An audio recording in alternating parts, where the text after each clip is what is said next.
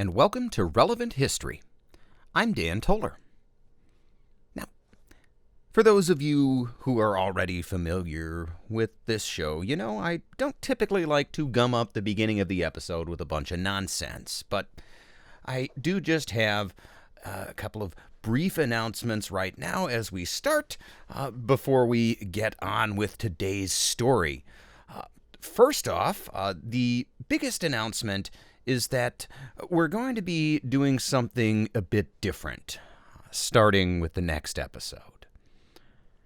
I've been getting a lot of feedback from people, and from what I understand, most people who listen to this show listen to it in segments. Now, when I think about it, this really shouldn't be that surprising. I mean, most of the episodes are around 2 hours long. That's longer than most people sit and listen, right?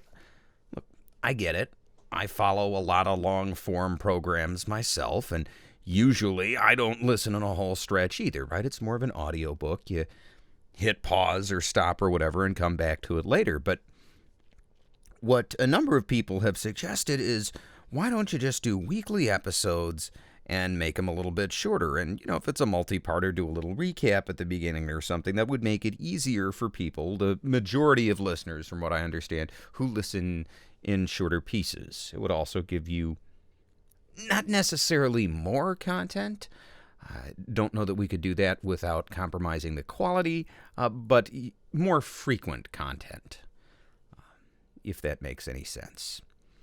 And the way we will be making this change is today is a normal episode, and then we will take off next week. And then beginning on April 6th, the episodes will be shorter and will be coming out weekly, so every Tuesday.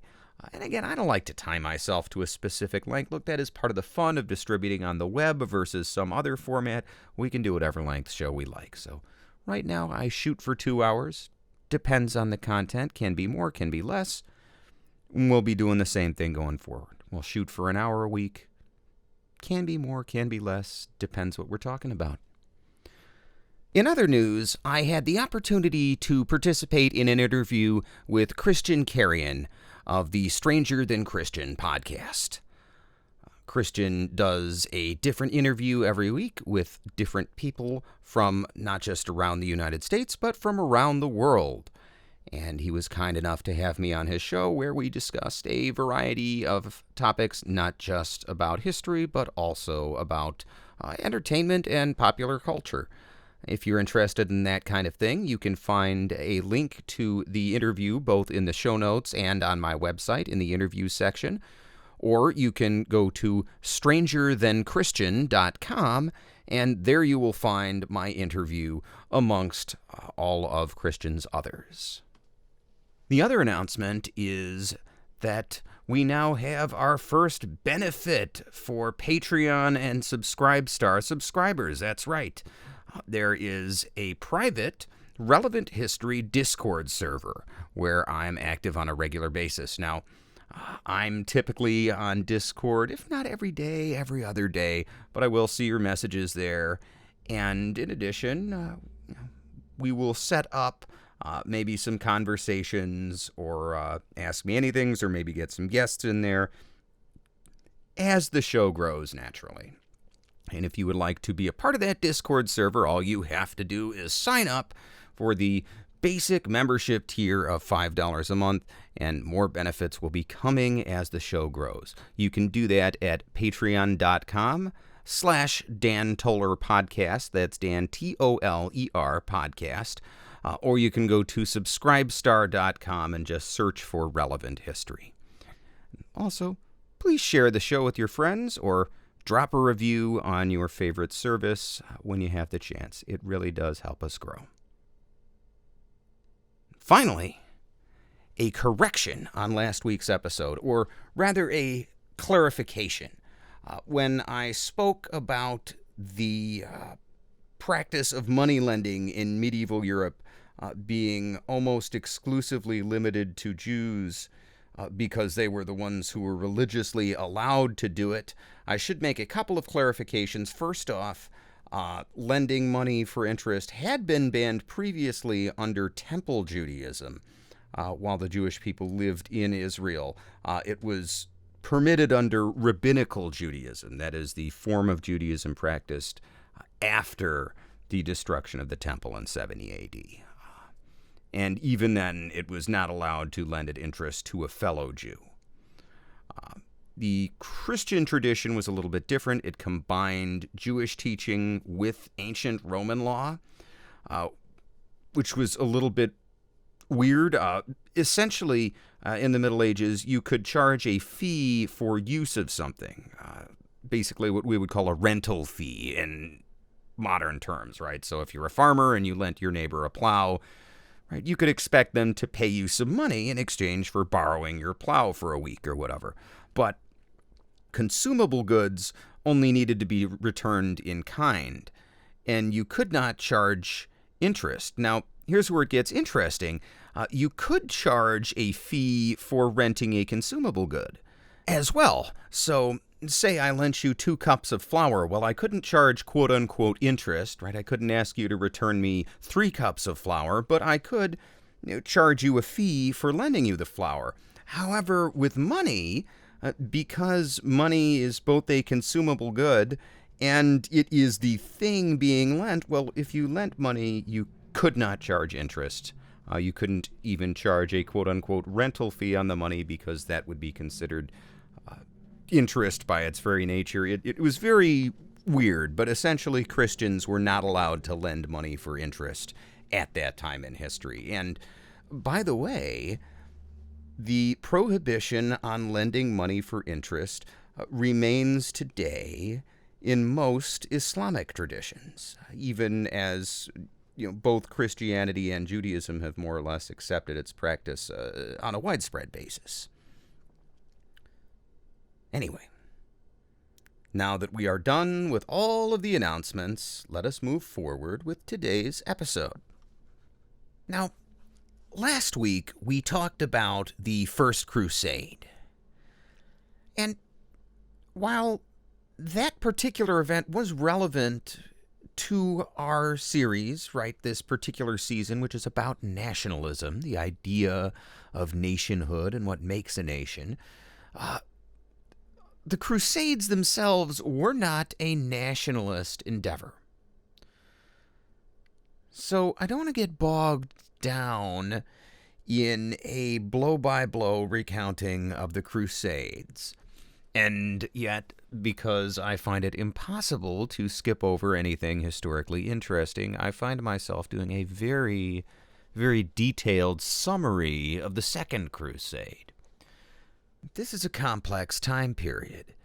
Entire books have been written about very short events that happened in very small places that had an outsized impact. But ultimately, the reason the Crusades are not as relevant as some other historical events is because they failed. Right? The Middle East did not become European. Right? It didn't even become Christianized, right? It became more Islamic over the years after the Crusades, right? You will find very few Christians in the Middle East today, whereas back during the Crusades, the area was majority Christian still, ruled mostly by Muslims. But by any objective measurement, if you were to bring a crusading knight forward in time to the modern day and ask them their assessment of the Crusades, they would say that they failed. Right? None of their goals were accomplished in the long term. Even so, the Crusades in the Middle East have gotten trendy of late. I think this is because of current events. The War on Terror, we can draw some modern parallels, many of them misguided, but right, even our leaders have sometimes intentionally, sometimes inadvertently stepped in it, so to speak. For instance, remember what George W. Bush said at a press conference on September 16th, 2001? This was only 5 days after the 9/11 attacks. We understand And the American people are beginning to understand. Now, this crusade, this war on terrorism, is going to take a while. And the American people must be patient. Now, in this case, as you could probably guess, Bush was speaking off the cuff and not choosing his words carefully, and even so, the word crusade set off a worldwide uproar. That's just one example of how the Crusades are still somewhat of a current and sensitive issue in some areas, despite the fact that they didn't really accomplish anything. But that is really only the case, ironically, with the Crusades in the Middle East.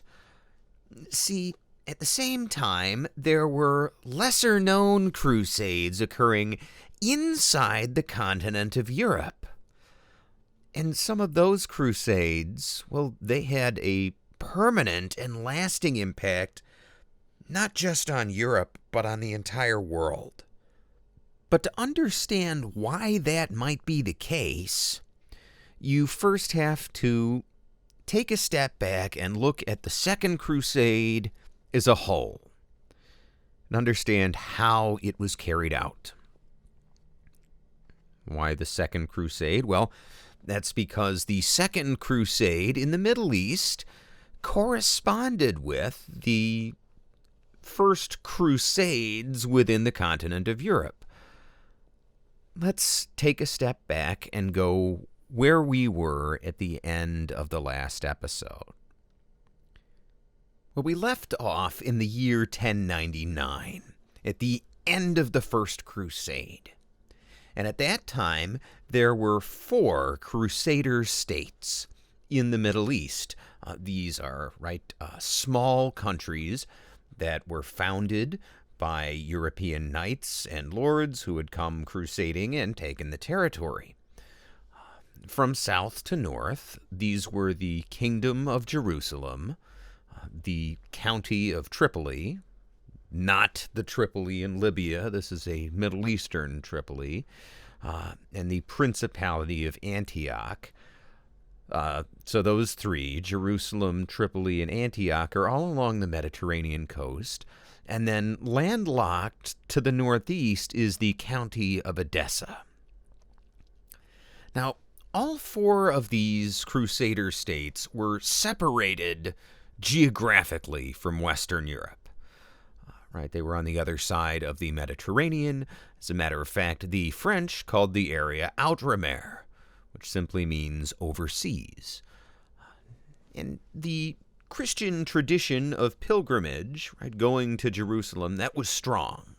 There were a lot of Europeans going to Jerusalem, if only to visit, but all of that money kept the kingdom financially very well off compared to both its Christian and its Muslim neighbors in the general area there.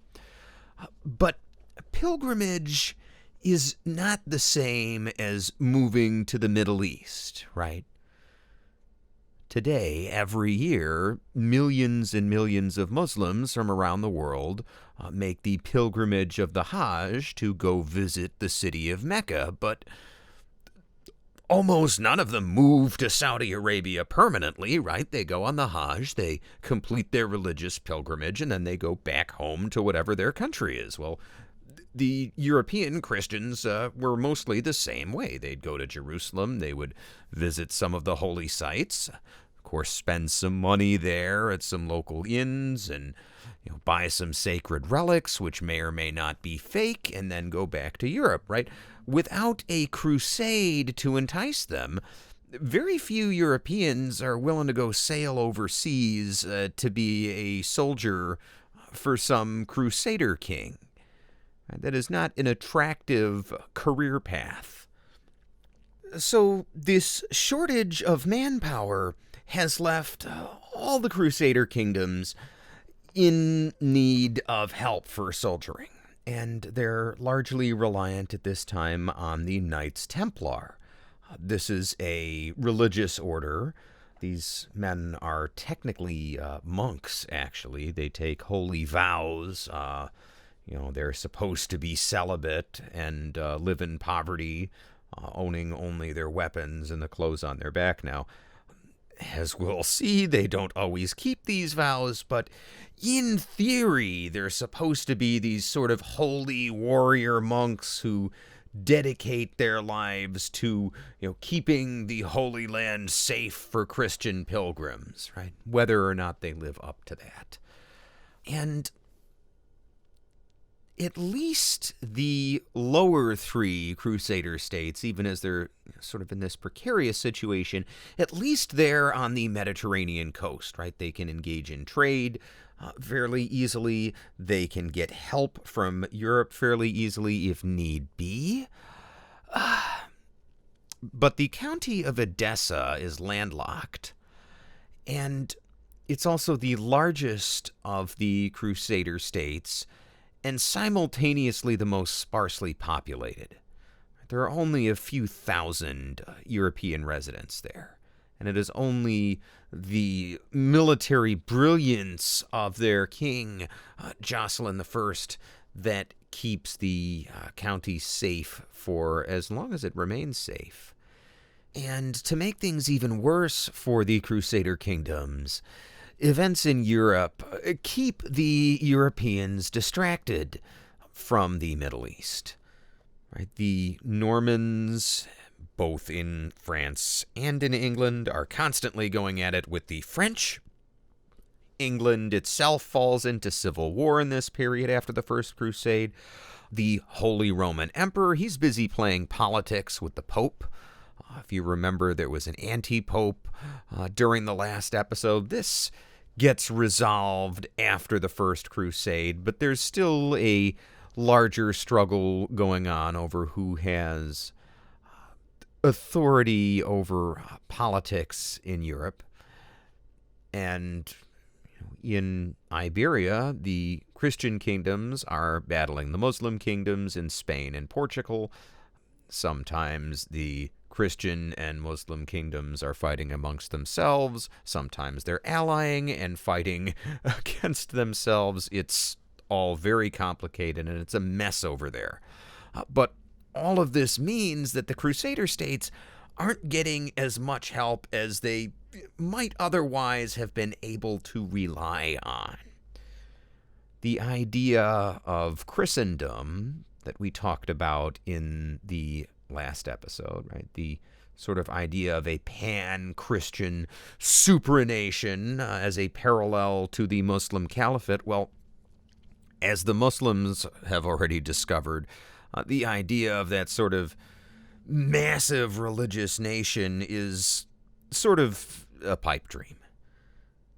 People are not necessarily willing to set aside their own political and cultural and ethnic differences just because God tells them to do so. For whatever reason, that is just not a switch that religion seems to be able to instantly flip. Anyway, the final issue that the Crusader states are dealing with at this time is that the Muslim armies in the area, right, in the Levant, in Mesopotamia and Anatolia, they're not standing pat. They're adapting, right? We talked about in the last episode how sometimes tactics and the way the Europeans fought, that was able to help relatively small numbers of Crusaders to beat relatively large numbers of Muslim troops in the field. Well, that is starting to change. The Muslim leaders are changing their tactics, they're changing their armament, they're relying much more on Turkish and Persian-style ranged attacks and armored cavalry, as opposed to the sort of old-school Islamic fanatical light cavalry that existed in previous centuries. They are becoming more of a formidable foe, even as the Crusader states are not getting that sort of fervent help that they got earlier on. Now, another thing that's going on in the East is that the Crusader states have poor relationships for the most part with the Byzantine Empire during this time. The Byzantine Empire is the only major Christian power in the area and the only one to which any of the Crusader states have direct access. Well, if you remember, during the First Crusade, the Crusaders had sort of ganked Antioch from the Byzantine Emperor, taken it for themselves instead of honoring their agreement and returning it to Byzantium. So the emperor was not terribly willing to support his fellow Christians. Now, for the first few decades after the First Crusade, the Crusader states survived mostly because the surrounding Muslim states were busy fighting each other. There was no one major unified Muslim power in the Middle East to stand as a direct threat to the Crusader states.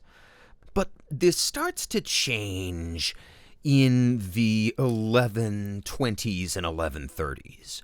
See, there is a Muslim governor named Imad al-Din Zengi, who's known to historians simply as Zengi, who has taken power over most of inland Syria and northwestern Iraq. Now, Zengi actually grew up in Mosul, a city that has become famous again in recent years during the Iraq War and the aftermath there. Well, Zengi is from this area, but he's not going to stay in this area. See, when he's in his 40s, there is a power vacuum in the Syrian Emirate of Aleppo in the year 1128. Basically, the emir of Aleppo dies. There is no apparent heir. Various people are vying for control, and Zengi takes over. But he is not content to stop there. Zengi has dreams of conquering the city of Damascus. Now, Damascus is an ancient city, as we all know. And at this time, it is an independent, very small but powerful Muslim emirate.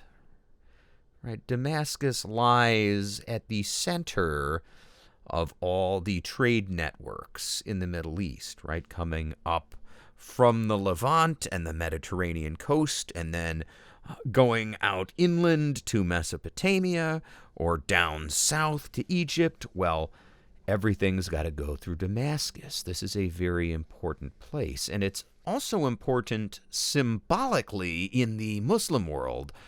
Right? Remember, it had been the capital of the Umayyad Caliphate. So there are a few different reasons why an ambitious Muslim commander might want to control this city. And there are equally obvious reasons why none of the Crusader states want Zengi to control Damascus. Right? This will all of a sudden be a major Muslim power, occupying not just the crux of Middle Eastern trade, but a position on the borders of the three southern Crusader states. Right? This is something that they cannot tolerate. So when Zengi tries to conquer Damascus in 1137, King Fulk of Jerusalem actually makes an alliance with the Muslim emir of Damascus and joins with the local Damascus forces to repel Zengi from the city. Zengi attacks again in 1138, and this time he's driven back by a joint force of Byzantine and Antioch troops. Yes, remember how I said that Byzantium and the Crusader states had fallen out? Well, by now they were sort of reapproaching each other. Antioch had actually just become a vassal of the Byzantine Empire. Their king had sworn fealty to the emperor. Now, this would not last long. They would ultimately have a falling out. But for now, the Byzantines were helping, and once again, Zengi's army is driven back from Damascus, but later on, in 1138, he comes back again and is once again turned back by a joint army from Damascus and Jerusalem. Zengi must be a baseball fan because he figures 3 strikes and you're out. He looks elsewhere for now to do some conquering, but for the moment he is stymied by various alliances. Right, all of his neighbors are either too strong for him to attack directly, or if they are weak, they have strong allies. He's kind of got to bide his time and wait for the moment to strike. As it turns out, he only has to wait a few years. See, in the year 1143, Emperor John II Komnenos of the Byzantine Empire dies, and he's succeeded by his son Manuel I. Now, this in itself does not give Zengi an opportunity, but what does give him an opening is the fact that Manuel is opposed by his brothers, and he spends the first several months of his reign unable to act. His father's army is far from Constantinople at the time, and he is not crowned until they return to the capital in August. And after that, he has to spend several more months attending to domestic affairs, essentially getting his empire together and solidifying his rule. Well, Zengi doesn't wait long. In 1144, a little less than a year later, he moves his army towards the county of Edessa. Right, that inland crusader kingdom that is both landlocked and thinly populated. Well, Edessa also has a new leader. The valiant old warrior king Jocelyn I has been succeeded by his son Jocelyn II. And Jocelyn II is not quite as experienced and sharp as his dad, but he's not quite a complete idiot either, right? He learns of Zengi's movements, learns that he's about to be attacked, knows that he's not getting help from Emperor Manuel anytime this year. So he makes an alliance with a local Muslim emir whose city lies between Edessa and Zengi's army. And then Jocelyn II marches his army out to meet with his new Muslim ally and fight Zengi together in the field. Sounds like a great plan. But Zengi hears about all this, realizes that he's about to meet a superior force in the field, and simply goes around them and besieges the undefended city of Edessa. See, Jocelyn II is, as we said, a bit inexperienced, and he has left his capital city completely undefended. There is no one there to man the guard towers. There's no one in the city who knows how to defend against a siege, and the siege only lasts for a few days. Jocelyn is not able to get back to his capital in time to save it. All of the Latin inhabitants are put to the sword, and Zengi then allows all of the Muslims and the local people who are Christians to simply live their lives in peace. And just like that, Edessa has become part of Zengi's new kingdom, and one of the 4 Crusader states has ceased to exist. Well, we said that Europe was distracted, right? We didn't say Europe was blind. And in 1145, Crusader messengers bring word to Pope Eugene III, who is living in exile in France due to a popular people's rebellion going on in Rome at the time. That's a whole different story. And the word of the fall of Edessa hits Europe like a bolt from the blue. It shocks these people. There's an interesting side note, by the way, this meeting where Pope Eugene hears about the fall of Edessa. This also gives us the first historical mention of Prester John, the legendary Christian king who supposedly lived to the east of the Muslim powers and was battling them. Well, this Bishop Hugh of Jabala from one of the Crusader states, he brings word of Prester John to the Pope and says this guy was fighting the Muslims in Persia. And, if the Christians in Europe would just send their own troops, they'd be attacking the Muslims from the west, and Prester John would be attacking from the east, and they would roll things up pretty quickly. Now, in the coming centuries, there will be numerous letters written to European leaders, allegedly by Prester John, encouraging various courses of action. Most of these are obvious forgeries. Right? People are using them for propaganda to try and influence either the leaders or public opinion. Right. There probably was no Prester John.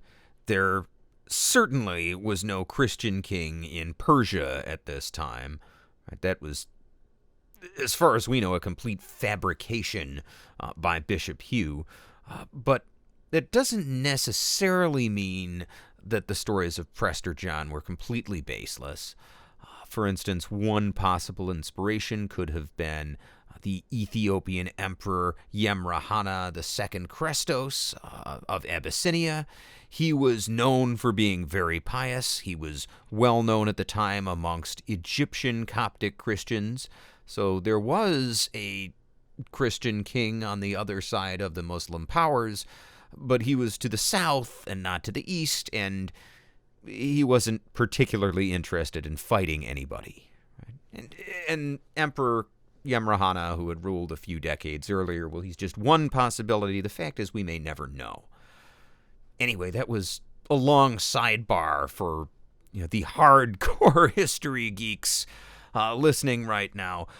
Regardless, Pope Eugene has now, in the year 1145, gotten word of the fall of the Crusader state of Edessa. And like his predecessor, Pope Urban, he decides to act. And he delivers a message to King Louis VII of France, calling for a Second Crusade. And he actually goes a little bit further. He commissions his friend, a monk named Bernard of Clairvaux, now known as Saint Bernard, to go and speak to King Louis in person.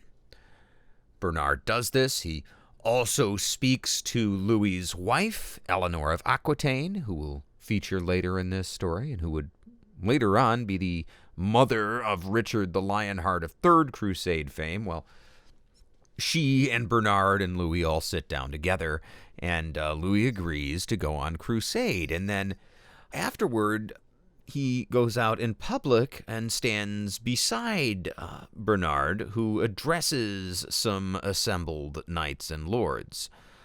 And Bernard gives a much shorter speech than Pope Urban did back in the day, but he gives a speech announcing the crusade.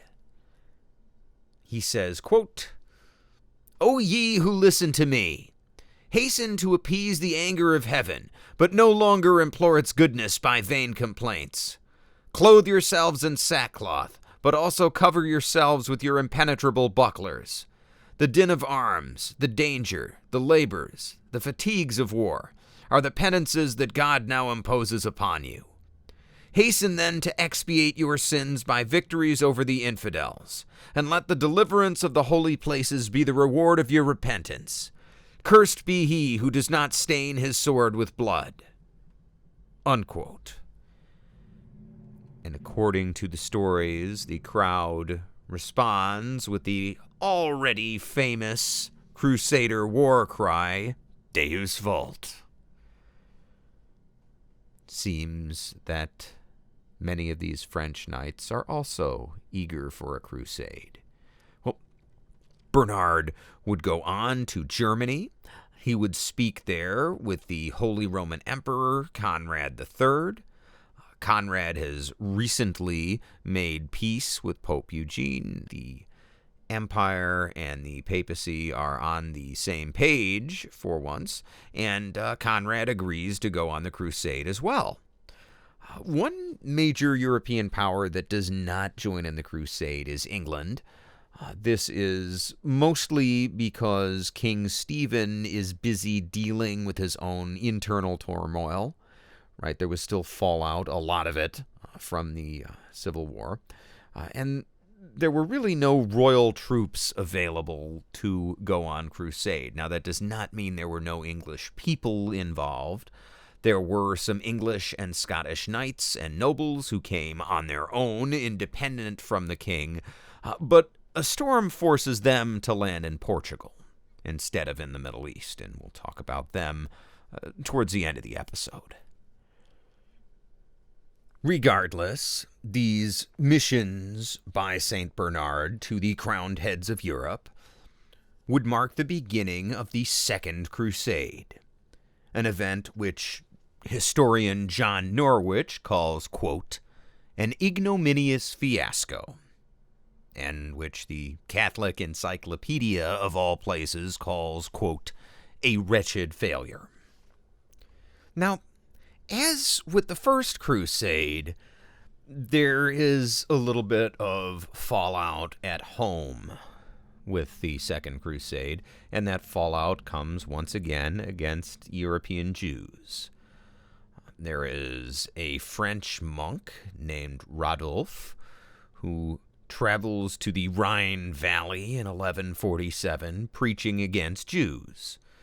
And throughout the Rhine Valley, there are forced conversions, and these forced conversions oftentimes escalate into massacres.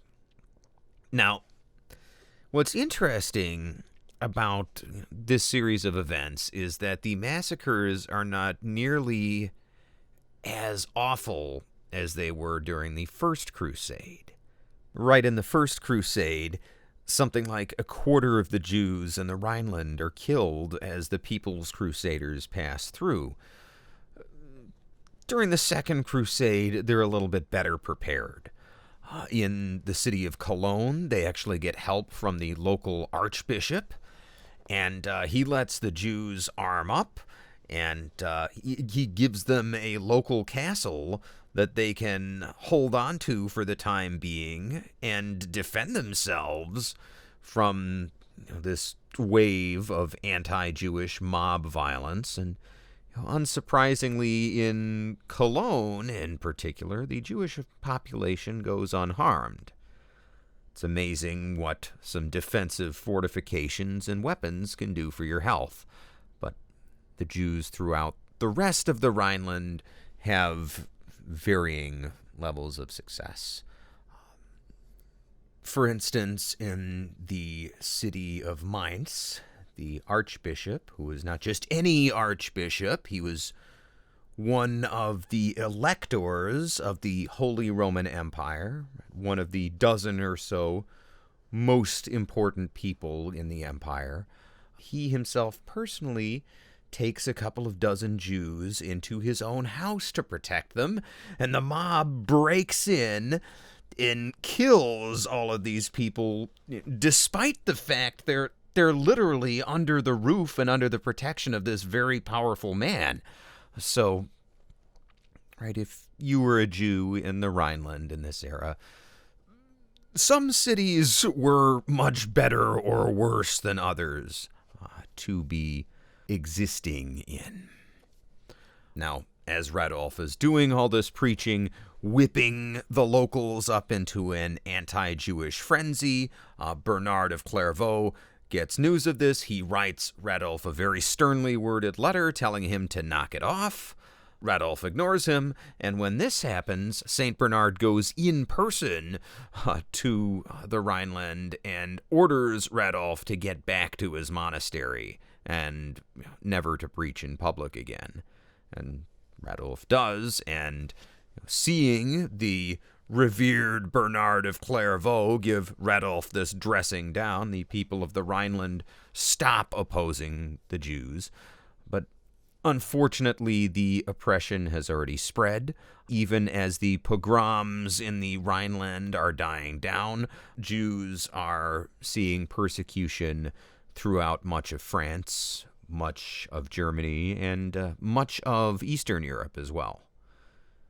And to be honest, a lot of this is just general pro-Christian fervor. Right? If you're talking about sort of a sense of Christian nationalism that the popes and the emperors are trying to create, well, these people are looking for non-Christians to fight. And it doesn't always mean going to the Middle East, right?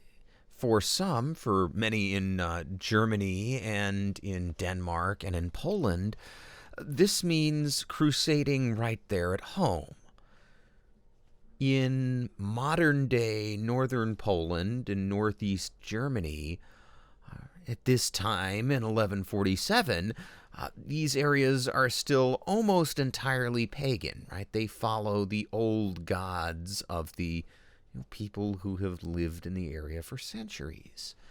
And there are occasional border clashes with German and Polish Christians, as there will be along any border in this era, but relations are mostly peaceful. Christians have been trying for a couple of centuries to peaceably convert these pagan peoples with very limited success.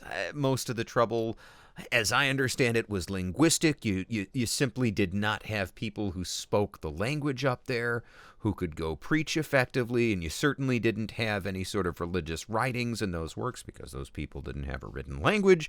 It was a little harder to preach to those people than to preach to, say, other Germans or other Poles or people with at least the same language.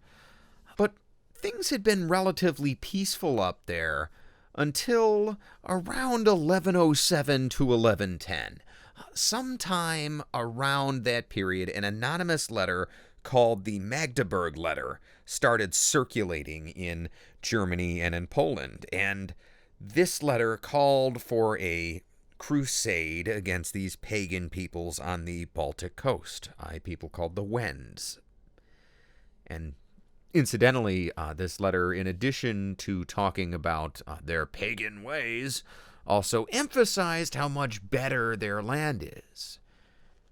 This land around the southern coast of the Baltic Sea, you look at it on a map, it looks pretty far north, but the climate there is, for my American friends, sort of like the Pacific Northwest. You think of a city like Seattle or Portland, yeah, it's fairly far north, but because of the way the winds are blowing and the way the ocean currents are in that area, it's actually surprisingly warm and pleasant, and there's some very good farmland there. And this region where the Wends live, the Magdeburg Letter calls it, quote, our Jerusalem. Right? It is really driving home not just the idea of a crusade, but pairing that with the idea of a promised land. Well, in the decades after the writing of the Magdeburg Letter, relations between the Christian peoples in Germany and Poland and the Wendish peoples, those relations deteriorated. And now several of the Saxon kings in what is now northern Germany, they are hesitant to go all the way to the Holy Land on a crusade, but they still want a crusade, right? Remember, a crusade is a holy war. If you die while you're out on a crusade, or if you live and see the crusade through to its end, all your sins are forgiven, right? You can do anything you want when you're on a crusade because you're going to be forgiven. Well, for these North German kings, that's just a great deal. They can go campaign against the Wends, they can rape, they can pillage, they can do whatever they want. They get all the benefits of going on a holy war. Well, they present their case to Bernard, and he passes it on to Pope Eugene, who declares that, hey, the battles against the Wends in Northern Europe are part of the crusade. Quote, until such a time as, by God's help, they shall either be converted or deleted. Unquote. Now, the German, Danish, and Polish crusaders in Northern Europe are somewhat successful. They win a couple of battles, but they aren't actually able to hold any land, and they aren't actually able to make any Christian converts in the area. They're effectively unable to penetrate further into Wendish territory, and the Wendish crusaders decide to leave after accepting tribute. Incidentally, their crusader oath expressly forbid quitting and taking tribute. So, according to the rules, anything they did, their sins were not forgiven. According to the rules of the crusade, if you believe in that kind of thing. Ironically, those same areas would be conquered piecemeal by individual German and Danish kings over the next 50 years. Purely for ordinary, earthly reasons of political ambition. And by the year 1200, Christianity would spread as far as the modern-day Baltic republics. Right, that whole area of far northern Germany and northern Poland, well, that is when that part of Europe became Christianized. But it wasn't because of the Second Crusade. The Second Crusade failed there. That area became Christianized because of totally unrelated stuff having to do with politics, and it happened later. Well, okay, you might say, what's going on with the main crusade? Here's what's going on with the main crusade. Just like the first crusade, the leaders decide to take different routes. And they decide to do this mostly for logistic reasons, right? You bring too many troops through the same area at the same time, the local infrastructure is not going to be able to sustain all those guys. You're not going to be able to feed them. Then they're going to start looting on their own. You're just going to run into trouble. Better to move your armies separately and put less strain on the areas you're going through and meet up when you get somewhere where you actually want to do battle. We will see again and again throughout this story just how important logistics are. There are two main armies, one under French King Louis VII and the other under the German Holy Roman Emperor Conrad III. Conrad's army is 20,000 men, almost all infantry.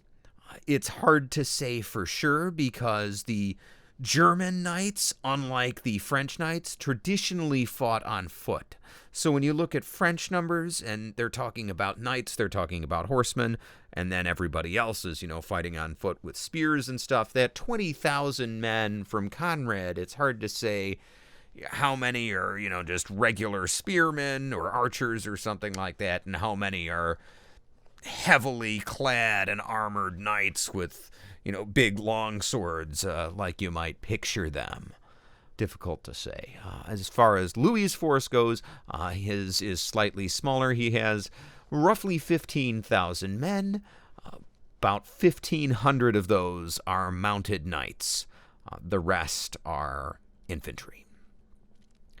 Well, of the two armies, Conrad's is the first to arrive in Anatolia.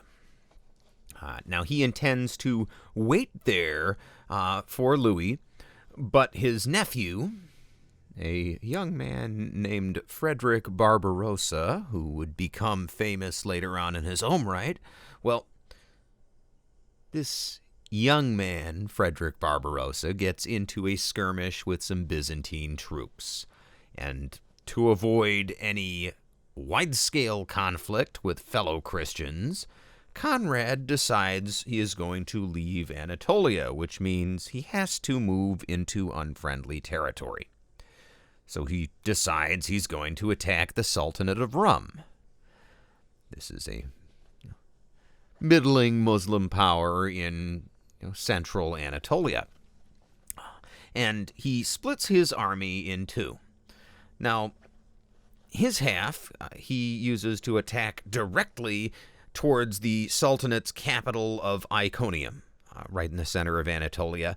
And the other half of his army he puts under his brother's command to head down the Mediterranean coast in sort of a wide-scale flanking maneuver, presumably trying to cut off supplies. But his decision is baffling for a couple reasons. First off, he had to know that the Sultanate is well defended, and therefore he should be bringing all the troops he can to the main battle. And number two, he also had to know that Emperor Manuel of Byzantium has been trying to conquer Iconium for pretty much the entire time he's been emperor. So why Conrad didn't ask for help from the Byzantines to do something they wanted to do anyway, well, that's a bit of a mystery.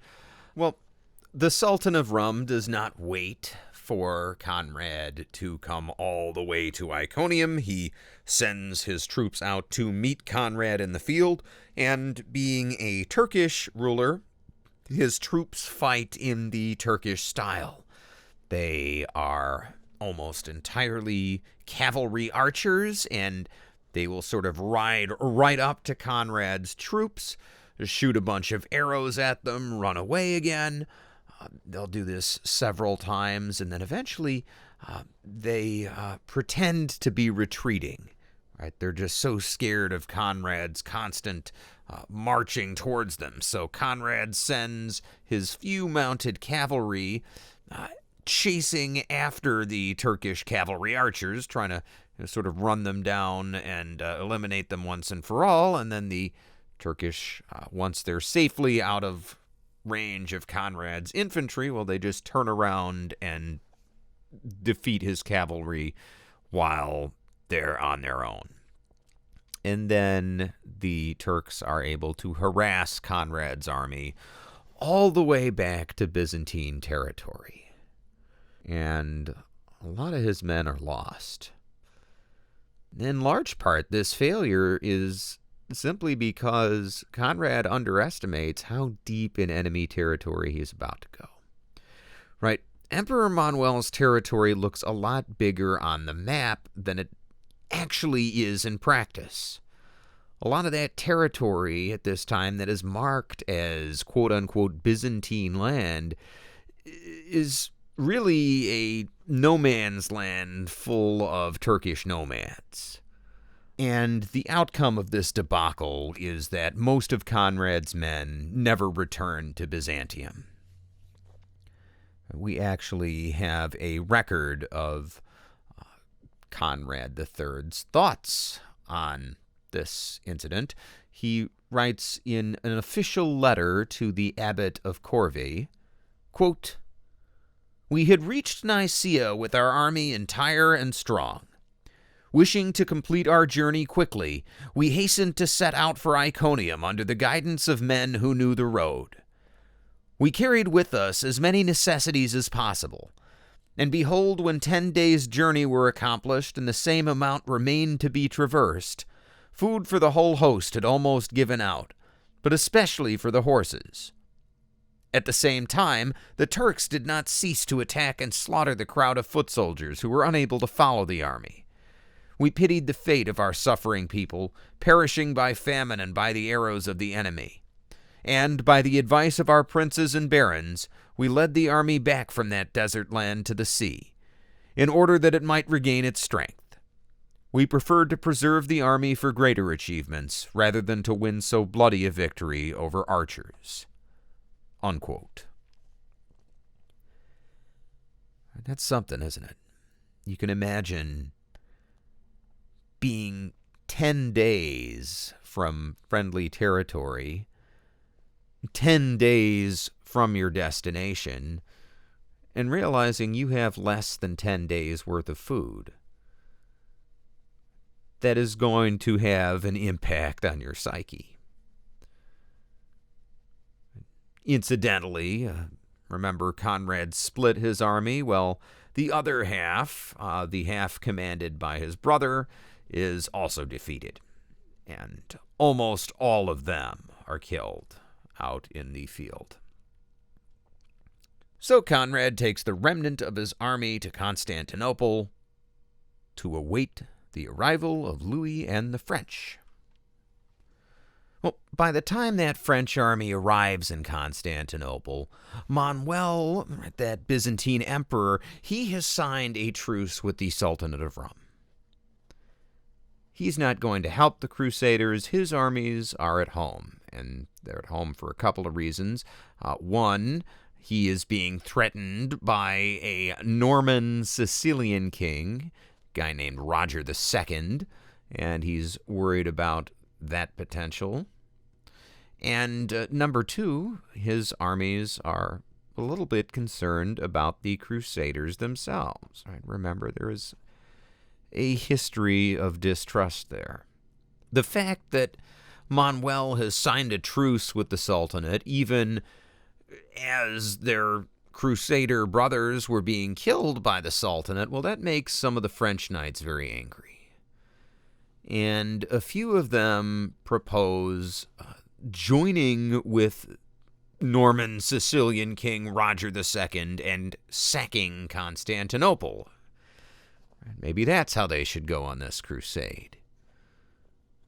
Would not be the last time, by the way, that some crusaders got this idea. But Louis is friendly with Manuel and does no such thing. The French proceed onward through the Byzantine Empire without major incident. However, despite Louis being so friendly with Manuel, Manuel still has to deal with Roger II, this Sicilian guy. He's going to attack anyway. He will not be able to help the Crusaders, and Louis and his army and Conrad and the remainder of his army all proceed towards Jerusalem. Now, here's where they encounter a problem. Unlike with the First Crusade, the Second Crusade has no real stated goal. They're just sort of going to Jerusalem. Well, Jerusalem's already a Christian crusader state. Presumably, they're supposed to go crusading somewhere else after that. So the solution to this problem of not having a goal is to confer with the kings of the various crusader states.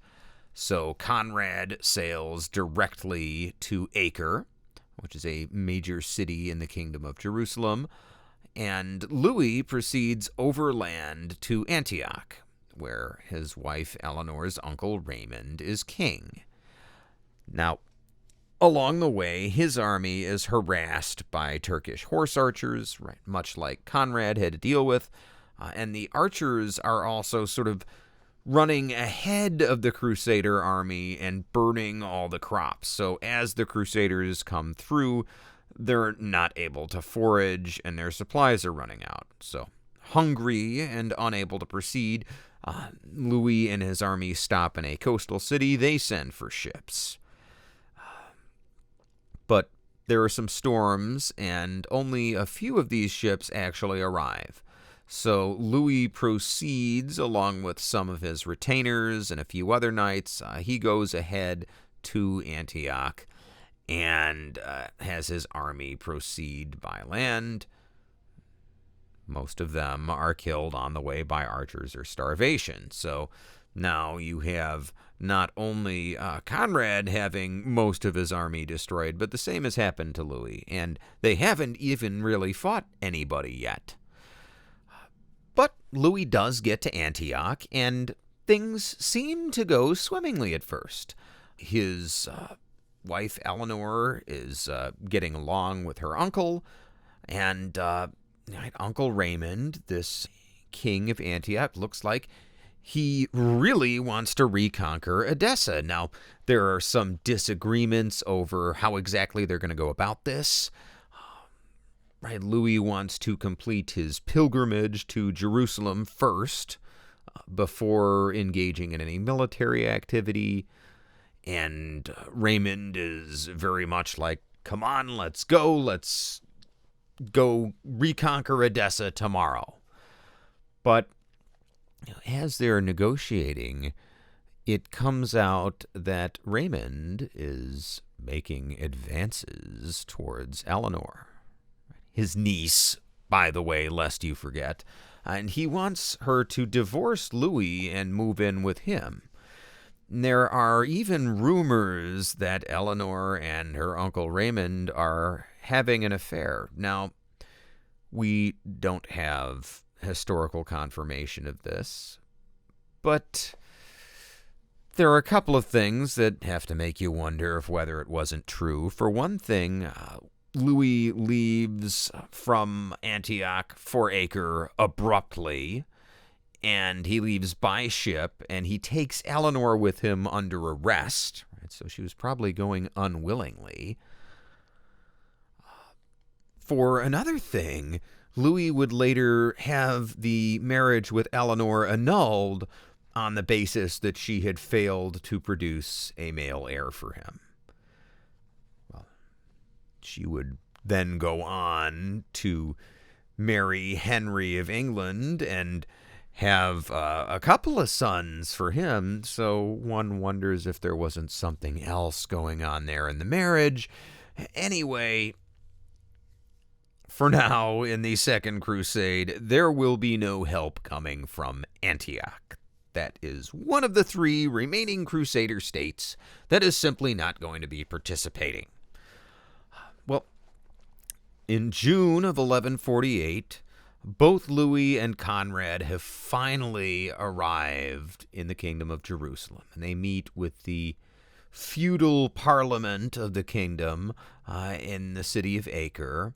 And there they find out that a man named Alfonso of Provence, a important nobleman in his own right, well, they had sent him to the other Crusader state, to Tripoli, and he had been poisoned there in a complicated political plot that we really aren't going to get into here, but point being, due to infighting amongst the Crusaders, there was not going to be any help coming from Tripoli either.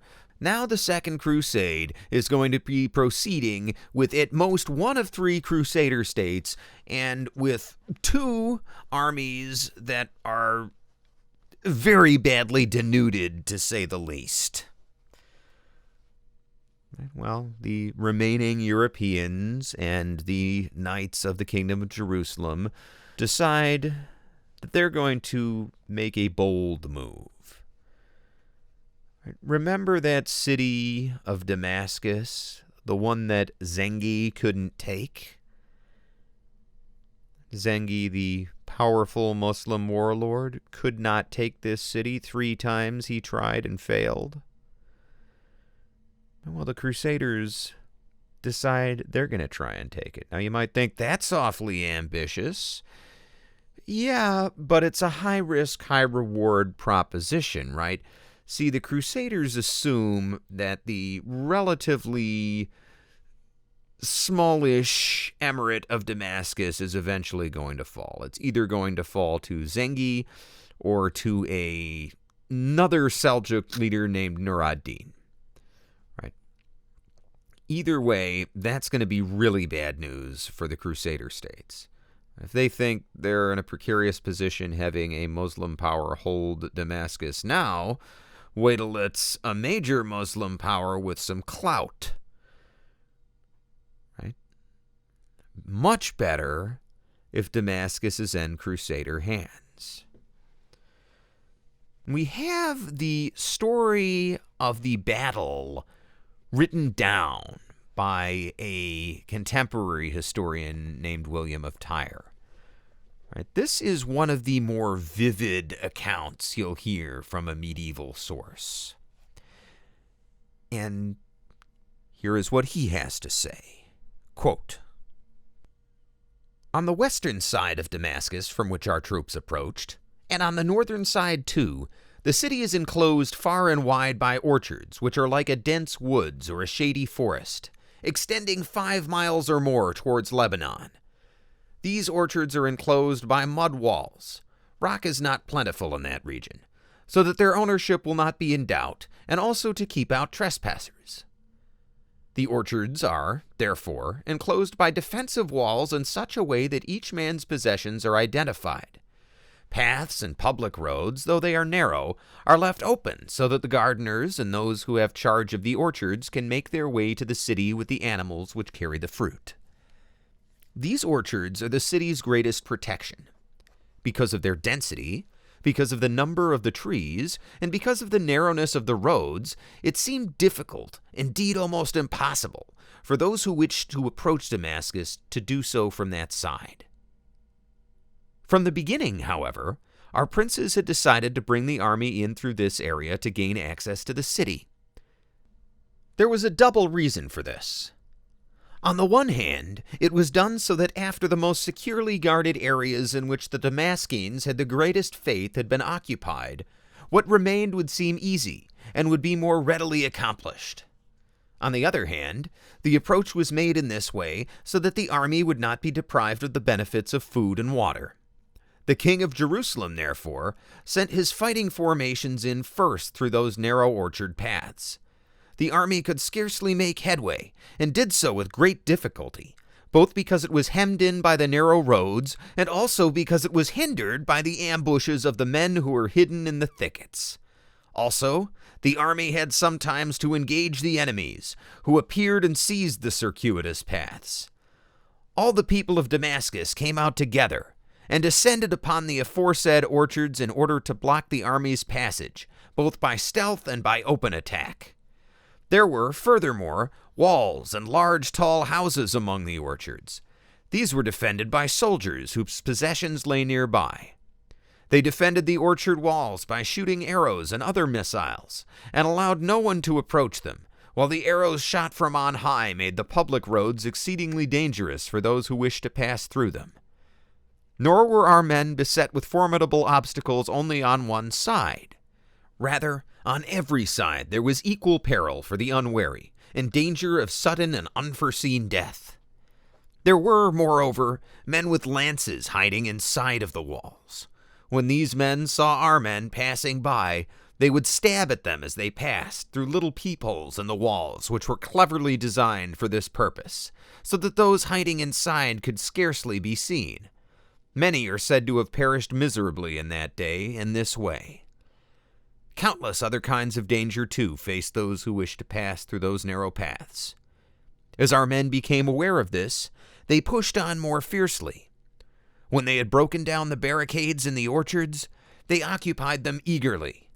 Those whom they discovered within the walls or in the houses, they pierced with their swords or threw into chains as captives. When the townsmen who had come out to defend the orchards heard this, they feared that they would perish as the others had. They left the orchards and returned to the city in droves. Thus, when the defenders either had been slaughtered or had been turned to flight, a free path forward lay open to our men. The cavalry forces of the townsmen and of those who had come to their assistance realized that our army was coming through the orchards in order to besiege the city, and they accordingly approached the stream which flowed by the town. This they did with their bows and ballistas, so that they could fight off the Latin army, which was fatigued by its journey, and also so that they could prevent the thirsty men from reaching the river and the water which was so necessary for them. Now, I'm going to stop here for a second just to kind of explain what he's saying. Is there's, a river by the orchard, and the remaining defenders of Damascus have sort of formed up on the other side. They've got some cavalry, and they've got, more importantly, some archers and some ballistas, which are siege engines that shoot very large arrows, like spear-sized arrows. And they've got all this force lined up on the other side of this river to keep the Crusaders from having access to any water. Returning to the account, quote, "Our men hurried to the river, which they had heard was nearby, in order to relieve their thirst, which had grown intense from the difficulties of their labors and the dense clouds of dust which were raised by the feet of horses and men. There they saw such a multitude of the enemy that they halted for a time. After a while, they collected their men. They were given strength and hardiness by necessity. Once and then again they strove to get to the water, but in vain. When the king of Jerusalem and his men struggled vainly, the emperor, who commanded the formations in the rear," the emperor meaning Conrad here, the emperor, who commanded the formations in the rear, demanded to know why the army was not moving forward. He was told that the enemy had seized the river and that they were blocking the progress of our men. When he learned of this, the emperor was angered, and, together with his lieutenants, he speedily made his way through the French king's ranks to the place where the fight for the river was going on. They dismounted from their horses and became as infantrymen, as the Germans are accustomed to do in the crisis of battle. With shields in hand, they fought the enemy hand-to-hand with swords. The enemy, who had earlier resisted valiantly, were unable to withstand the attack. They relinquished the riverbank and fled at full speed to the city. Unquote. William, our chronicler, he sort of adds some color here when he's describing the fight. He says, quote, "In this combat, the Lord Emperor is said to have performed a feat which will be remembered through the ages. It is related that one of the enemy was resisting manfully and vigorously, and that the Emperor, with one blow, cut off this enemy soldier's head and neck with the left shoulder and arm attached, together with part of his side, despite the fact that the foe was wearing a cuirass. At this deed, the citizens, both those who witnessed it and those who learned of it from others, were thrown into such a fright that they despaired of resisting and even of life itself." Unquote. Now, whether or not Emperor Conrad III ever struck such a blow is doubtful.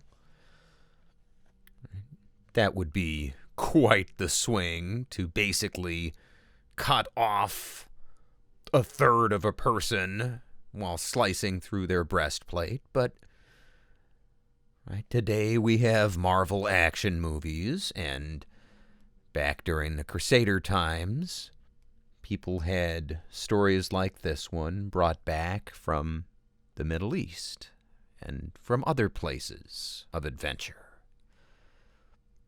What we do know for sure is that the Crusaders would build fortifications to cut the city off from reinforcement. They launch an initial attack on the walls, but are repulsed. Now, I've seen this written up even in so-called reliable sources as if the Crusaders in religious frenzy ran up and beat on the walls, believing that the walls would fall of their own accord before the armies of God. That's made up. This is a common thing in medieval battles. They're going to launch an initial attack to find out what kind of defenses they're facing. And after this initial attack, while the Crusaders are going about their siege, the governor of Damascus, a man named Mu'in ad-Din Unur, he sends for help from two rival emirs, one in Mosul and one in Aleppo. The Crusaders, meanwhile, are making steady progress. But the walls on this side of the city, the side by the orchards, are very well reinforced. And some of the leaders, particularly the Templars, suggest moving to the other side of the city. This is a softer target. A lot of the bricks are just soft clay, and the Crusaders go ahead with the move, which turns out to be a disaster. And William of Tyre blames the Knights Templar for taking a bribe from the defenders. Here's how he tells the story. He says, quote, "The city, as we have said, was in despair, and its citizens held no hope of resisting or of being saved, but rather they were packing their bags and preparing to leave. At this point, for our sins, they began to work on the greed of our men.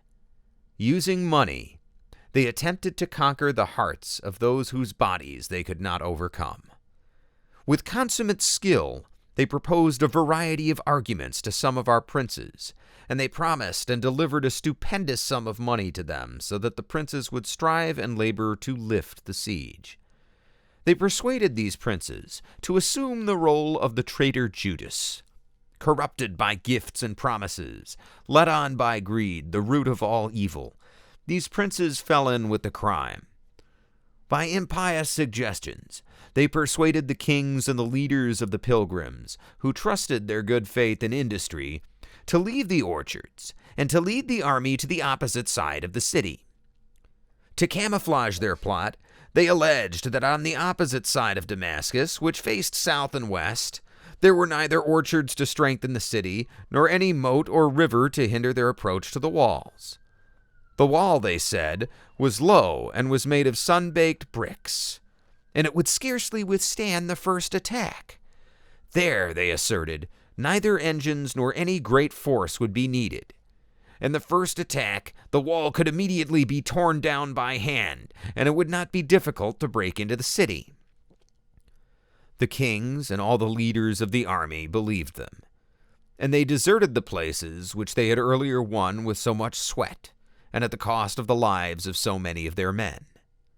They transferred all of their formations, and, under the leadership of the traitors, they camped on the opposite side of the city. There, they found themselves located far from access to water, deprived of the abundance of fruit, and lacking almost all supplies. They were saddened, and they discovered all too late that they had maliciously been led to move from a region of abundance.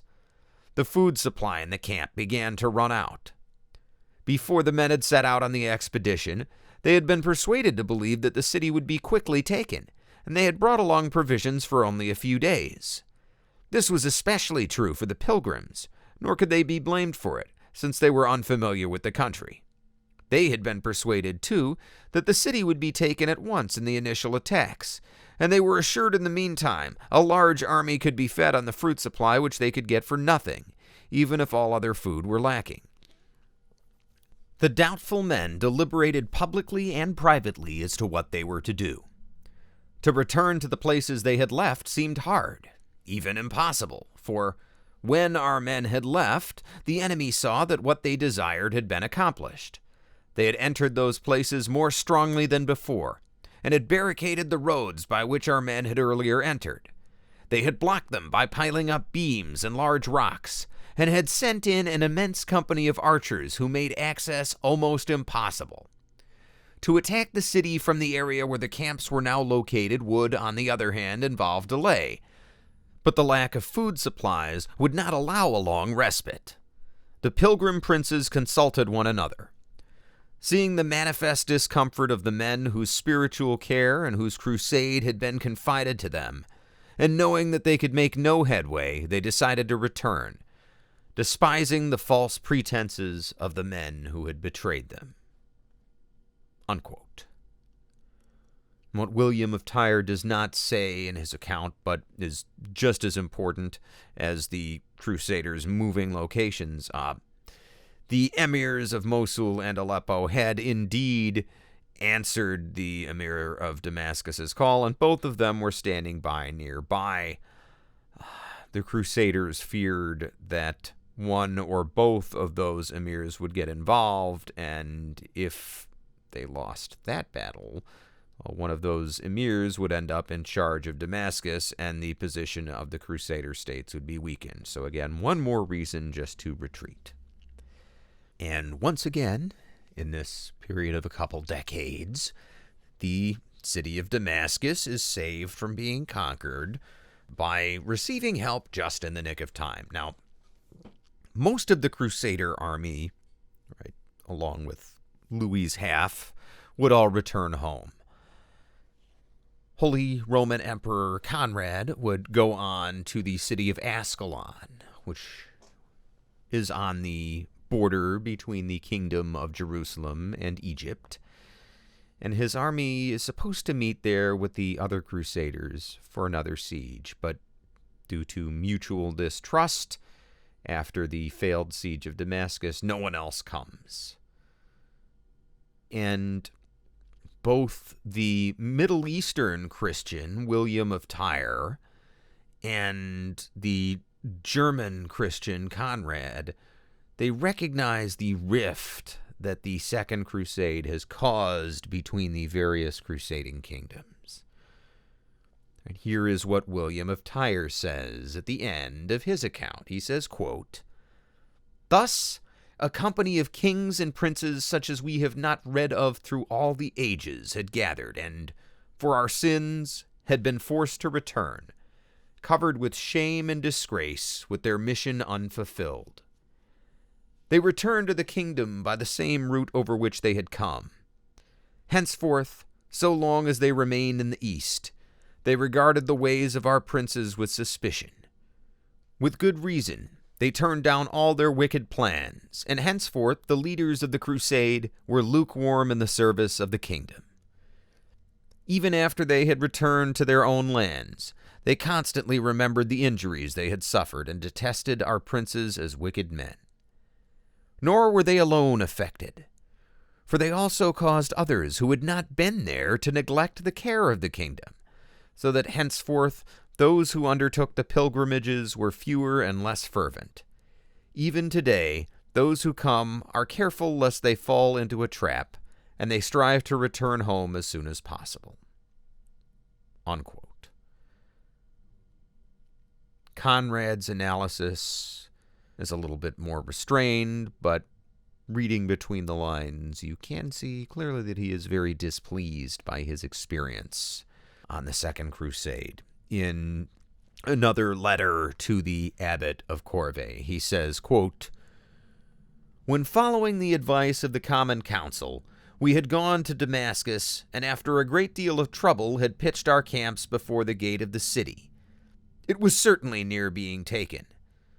But certain ones, whom we least suspected, treasonably asserted that the city was impregnable on that side, and hastily led us to another position, where no water could be supplied for the troops, and where access was impossible to anyone. And thus all, equally indignantly grieved, returned, leaving the undertaking uncompleted. Nevertheless, they all promised unanimously that they would make an expedition against Ascalon, and they set the place and time.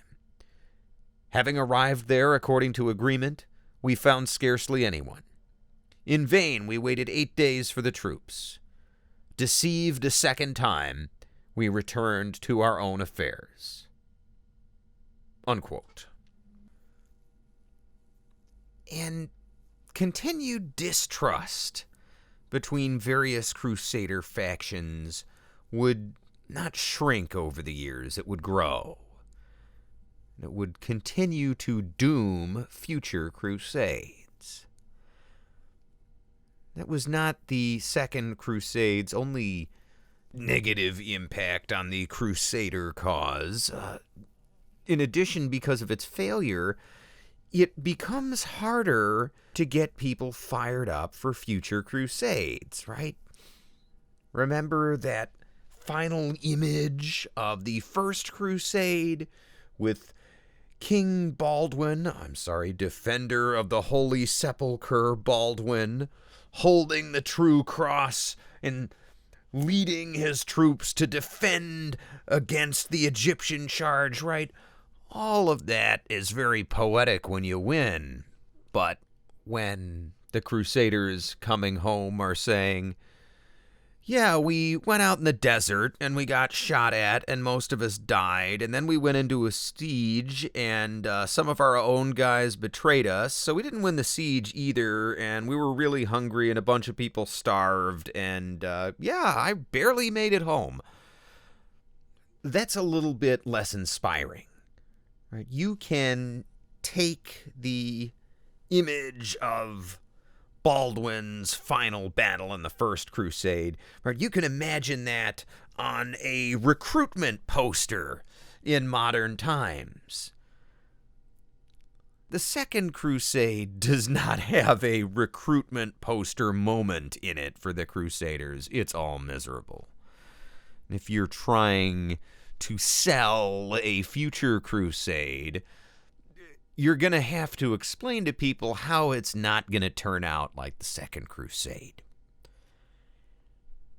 And finally, the third negative impact of the Second Crusade, negative if you are a crusader, is that the kingdom of Jerusalem and Byzantium will now team up to fight the Egyptians, right? Jerusalem realizes she can't rely on Tripoli or Antioch because they're all playing politics. So Jerusalem goes right to Big Daddy Manuel in Byzantium, and they start fighting the Egyptians. They end up taking Ascalon, I believe, in 1153. But from 1150 to about 1190, the Kingdom of Jerusalem, with a lot of Byzantine help, significantly eats into Egyptian territory. And this constant Egyptian defeat after defeat after defeat will lead to a change in leadership and the rise of a general named Saladin. So even this apparent success by the Kingdom of Jerusalem after the Second Crusade, well, would only be temporary, and it would help to create perhaps the Crusader state's greatest enemy. But as I mentioned at the beginning of the show, despite the Second Crusade's failure in the Middle East, it would have serious implications in Europe, specifically in Iberia, the peninsula on which you will find the modern nations of Spain and Portugal.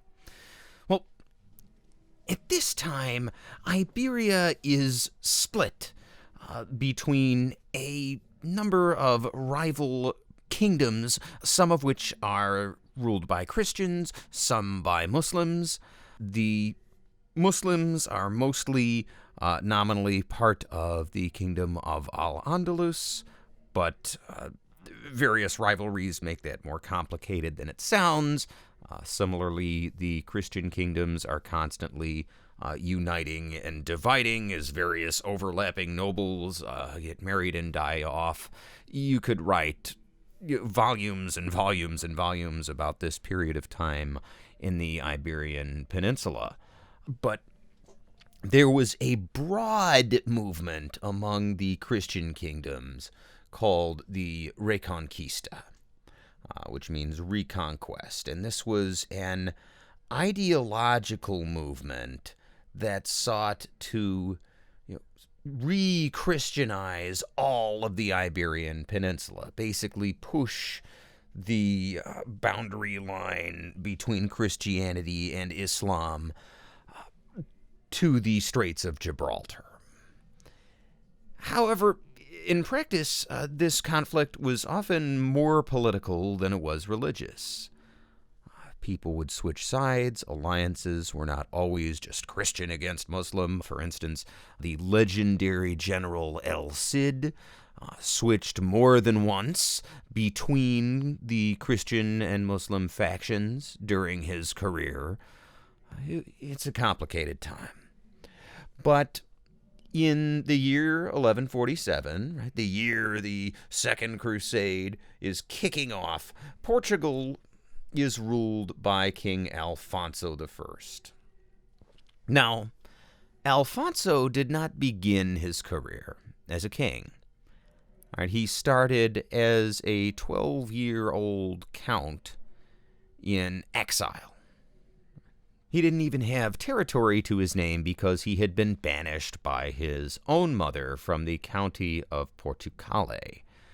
Now, Portugal is what us modern folks would call Oporto, the major city and the surrounding environs in northern Portugal. Well, that's where Alfonso is from, and that small county of Portugal would eventually become his base. But for now, he's in exile, and in 1122, at the age of 14, he will become a legal adult, because that is when you become an adult in Iberia at this time. And he will also be a knight. He at least has something to his name.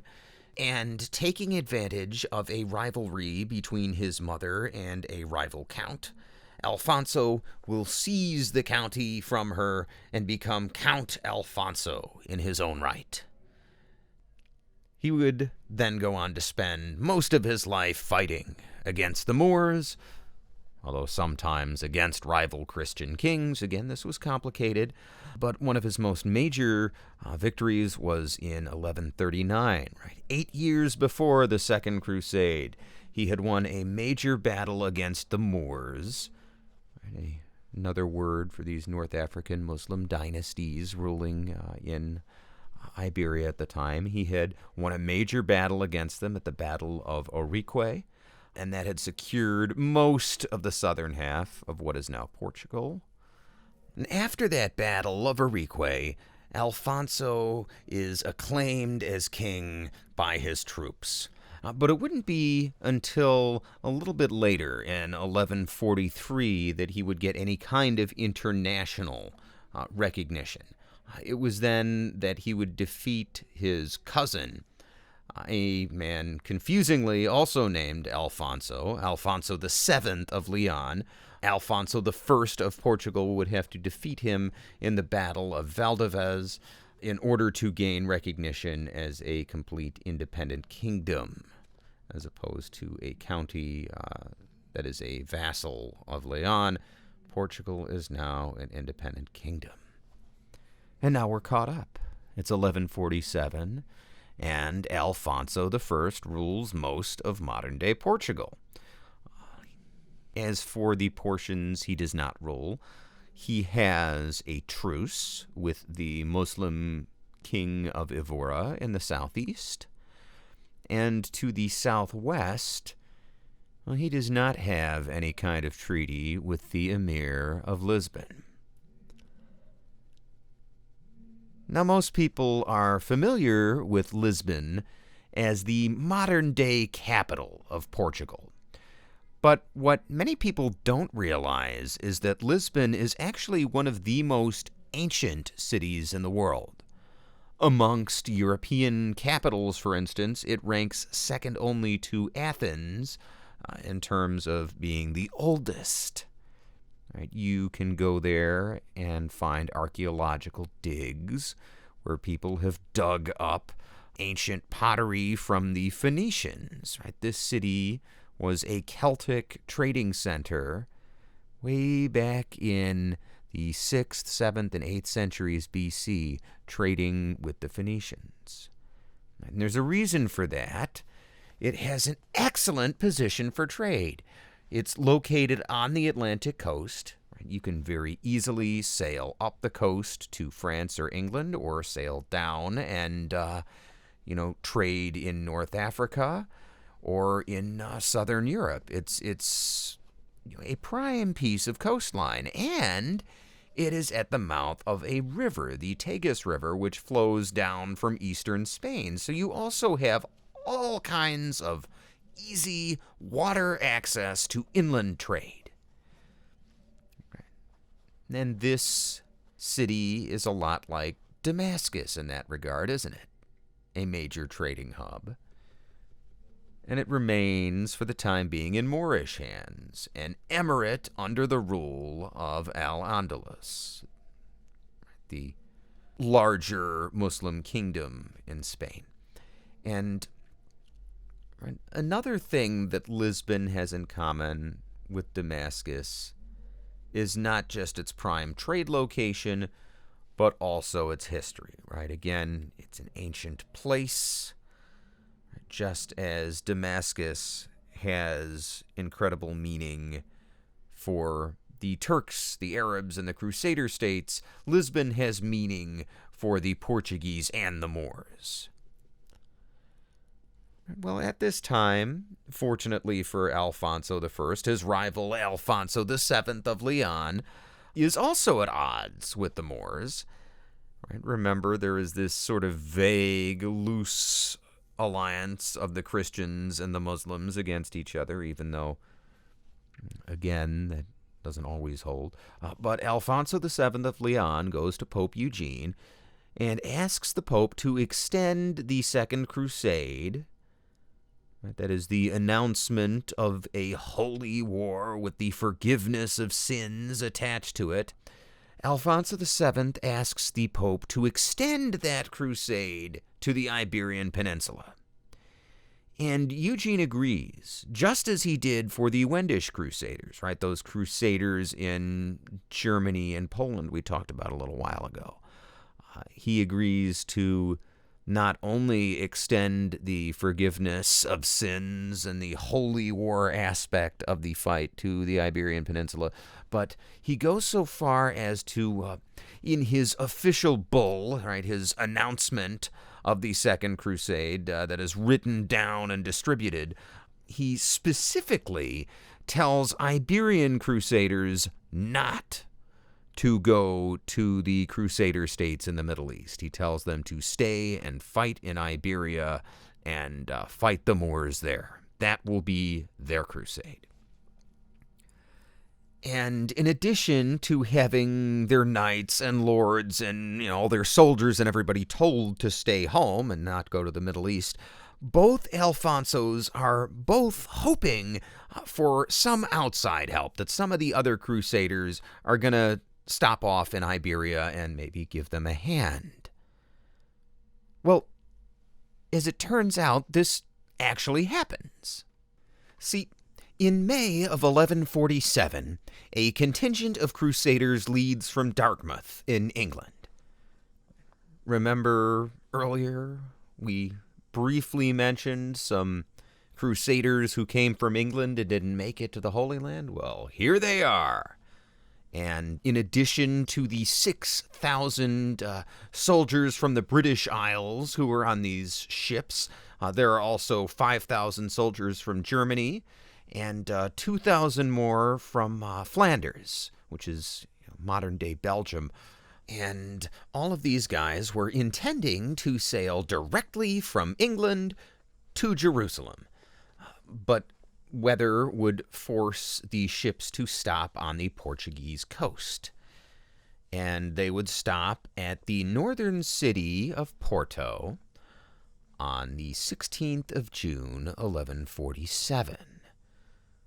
This would put them right in the same city as our buddy King Alfonso I, and the local bishop convinces some of the Crusader leaders to meet with King Alfonso, and they do, and he asks for their help in conquering the city of Lisbon. Right, this important, symbolic, and trade city that he does not have a truce with, that is still ruled by a Muslim emir.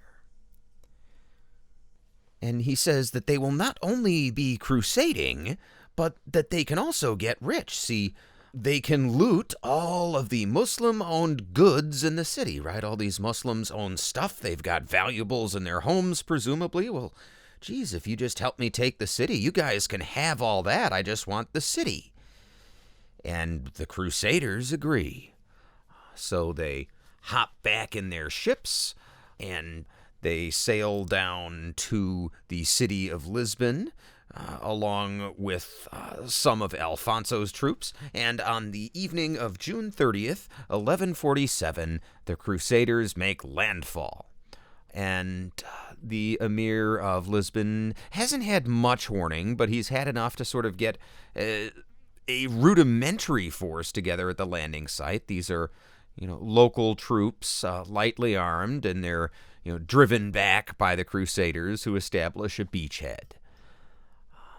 And the primary account we have of this particular siege is written by an English chronicler who goes by the name Osbernus. Now, this is a pseudonym, right? The writer is actually anonymous, but you can tell from the way that this text was written that whoever Osbernus was, this man was there with the English Crusaders participating in the action. And here is his description of Lisbon as the Crusaders saw it when they arrived. He says, quote, "The city of Lisbon, at the time of our arrival, consisted of 60,000 families paying taxes. This figure includes the suburbs round about, except the free ones which pay taxes to no one. A circular wall there surrounds the top of the hill, and at the left and right, the city walls descend to the banks of the Tagus River. The suburbs, down below the city wall, are cut into the banks of the river in such a way that each of them has a superbly fortified citadel. The place is girded with pitfalls. The city was populous beyond belief, for as we learn from its alcalde or governor after the capture of the city, it had 154,000 men, not counting women and children, but including the citizens of Scantarum, who had been expelled during this year from their stronghold and who were living in Lisbon as guests and immigrants. This number also included the leading citizens of Sintra, Almada, and Palmela, and many merchants from all parts of Spain and Africa. Although there were many citizens, the city had only 15,000 lances and shields with which to arm its men. They therefore came out in shifts, exchanging their weapons with one another as their prince decreed. The city's buildings were jammed so closely together that it was scarcely possible, save in the merchants' quarters, to find a street more than 8 feet wide. The reason for such a dense population was that there was no established religion there. Each man was a law unto himself. As a result, the basest element from every part of the world had gathered there, like the bilge water of a ship, a breeding ground for every kind of lust and impurity. Unquote.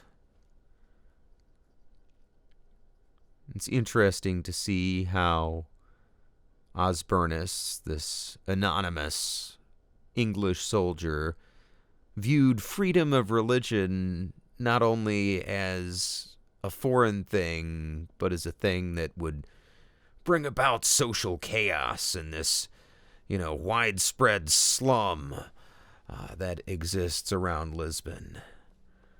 These were different times.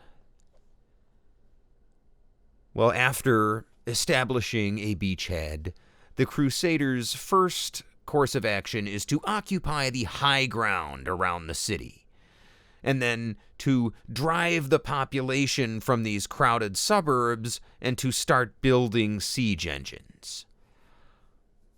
Well, the Moorish defenders don't take this lying down. They continually send out sorties of cavalry. These guys are trying to disrupt the work on the siege engines. At one point, they set fire to some of them and set the work back by several weeks.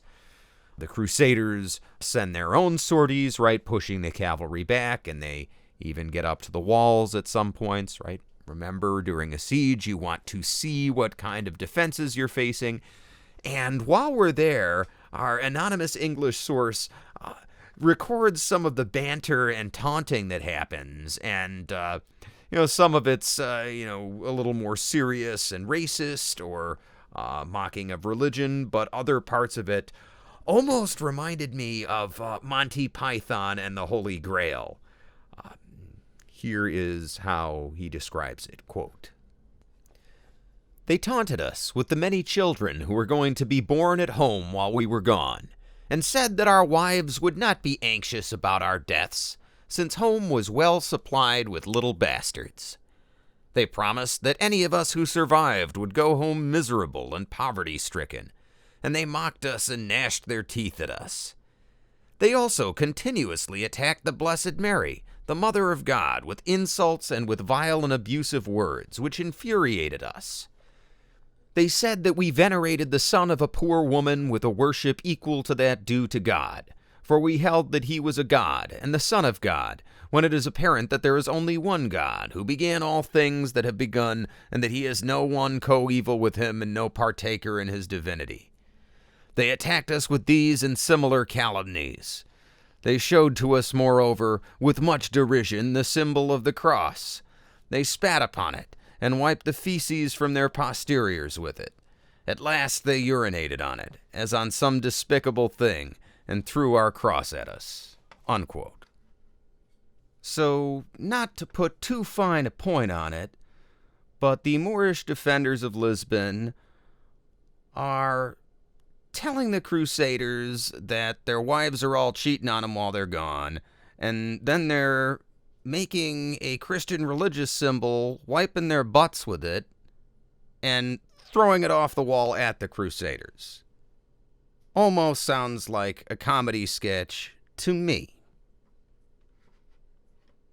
Oh, and by the way, at least according to our chronicler, these guys are having a religious debate about the nature of God and the Virgin Mary in the midst of all this. On the one hand, it defies belief. On the other hand, in history, we hear wild, unbelievable stories all the time. Who's to say that some Christians and some Muslims during this siege weren't yelling at each other, right, between the top and the bottom of the wall, having some crazy religious debate?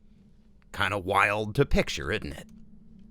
And here, our anonymous chronicler then gives us a fascinating account of what happens during a siege. And at least from his perspective, during this particular siege, starting from mid-August through September.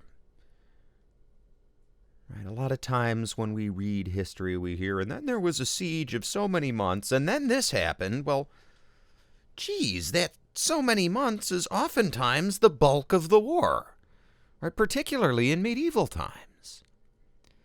Well, that's what happens here, right? The Crusaders showed up at the end of June, and the siege would go on right all the way through the middle of October, really the end of October. That is a long time to be sitting there outside the city walls. Well, what's going on? Both sides are still trying to win.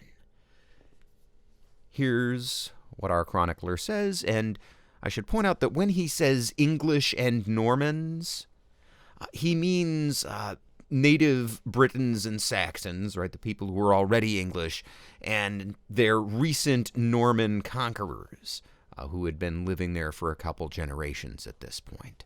And also with them, I should mention, are a handful of Scots as well. Anyway, Osbernus says, quote, "But finally, when we had been besieging the city for 6 weeks, and it had been learned that the enemy were rather hard-pressed by hunger, while an untold abundance of bread and wine and fruits was at hand for our forces, they gradually plucked up their spirits," they meaning the Crusaders. "They drew the ships up on dry land, lowered the masts, and put the cordage under the hatches, as a sign that they were spending the winter. But the men of Cologne 5 times began to dig mines for the purpose of overturning the wall, and were as many times overwhelmed. Hence, our forces again had cause for deep discouragement, and murmuring much among themselves, they were making such complaints as that they might have been better employed elsewhere, when, after some days, there came to us by the determination of divine mercy no small consolation. For in the evening 10 Moors entered a skiff beneath the wall, and rowed away in the direction of the castle of Palmella. But our men pursued them so closely that they abandoned the skiff in desperation, and everything they were carrying in it. Letters were found in it, directed to several parties, and written in the Arabic language. An example of one, as I got it from an interpreter, is as follows." And then, quoting this letter that they found, Osbernus continues, "To Abu Muhammad, King of Evora, the unfortunate people of Lisbon. May he maintain his kingdom in safety. What great and terrible and unexpected disasters have come upon us. The desolate ruin of our city, and the great effusion of noble blood, memorials, alas, of our everlasting grief, proclaim. Already, the second moon has almost passed since the fleet of the Franks, which has been borne hither to our borders with the aid of heaven and earth and sea, has kept us shut within the circuit of this close-drawn wall. And what is to be hoped for amid this sum of woes is more than doubtful, except only to look for succor by means of ransom. But with our cooperation, we doubt not that you will liberate the city and the country from the barbarians, for they are not so very numerous or warlike, as their tower and engines which we have burned with force and arms bear witness. Otherwise, let your prudence beware, for the same outcome of events and evils awaits you." And the letter ends, and our chronicler continues. And the other letters besought the same things from parents and other relatives and friends, and from debtors. And besides, they besought them to pray for them to Allah, that is, God, that at the least he would not permit them at the moment of death to be cheated of that eternal retreat in which his beloved Muhammad dwells in glory. They also gave information concerning their supply of bread and other foodstuffs. When our men learned of these things, their spirits were greatly encouraged to continue the attack against the enemy for some days longer. After a short time, the corpse of a man who had been drowned was found beneath our ships, and on an arm a letter was tied, of which the tenor was as follows. Then, quoting this letter, "The King of Evora to the men of Lisbon, liberty of action. Having long since entered into a truce with the king of the Portuguese, I cannot break faith and wage war upon him and his people. For the rest, take heed in good time. Buy safety with your money, lest that prove a cause of your hurt, which ought to be a cause of your well-being. Farewell. Give something worthwhile to this, our messenger." And that letter ends, and Osbernus goes on. So, finally, as the Moors' last hope of relief was destroyed, our men kept watch the more vigilantly. A part of our army returned from the castle of Sintra with a great quantity of booty, for the nature of the site prevented them from attempting an assault upon the castle or a siege. What he means there is that they pillaged the surrounding area rather than besiege the castle of Sintra. While we were carrying on the foregoing operations, the king dismissed all of his own forces except a small number of knights and the officers of his household, having either sold his provisions or sent them to Santarem. Only the Bishop of Oporto remained consistently with us until the surrender of the city. Meanwhile, the Moors being hard-pressed by hunger, whenever any of their poor were able to do so secretly, they gave themselves up to our men. And so it soon came about that the acts and plans of the enemy could be but little concealed from us. Then our men, attending more strictly to the siege, began to dig a subterranean mine between the tower and the Porta do Ferro in order that they might be able to bring down the wall. When this had been discovered, for it was quite accessible to the enemy, it proved greatly to our detriment after the investment of the city, for many days were consumed in its vain defense. Besides, 2 Balearic mangonels, which is a type of catapult, were set up by our forces. One on the river bank, which was operated by seamen, the other in front of the Porta de Ferro, which was operated by the knights and their table companions. All these men having been divided into groups of 100, on a given signal the first 100 were retired, and another took their places, so that within the space of 10 hours 5,000 stones were hurled. And the enemy were greatly harassed by this action. Again, the Normans and the English and those who were with them began the erection of a movable tower 83 feet in height. Once more, with a view to bringing down the wall, the men of Cologne and the Flemings began to dig a mine beneath the wall of the stronghold higher up, a mine which, marvelous to relate, had 5 entrances and extended inside to a depth of 40 cubits. That's about 60 feet from the front, and they completed it within a month. Meanwhile, hunger and the stench of corpses greatly tormented the enemy, for there was no burial space within the city. And for food, they collected the refuse which was thrown out from our ships and borne up by the waves beneath their walls. A ridiculous incident occurred as a result of their hunger when some of the Flemings, while keeping guard among the ruins of houses, were eating figs and, having had enough, left some lying about unconsumed. When this was discovered by 4 of the Moors, they came up stealthily and cautiously, like birds approaching food. And when the Flemings observed this, they frequently scattered refuse of this sort about, in order that they might lure them on with bait. And finally, having set snares in the accustomed places, they caught 3 of the Moors in them, and thereby caused an enormous merriment among us.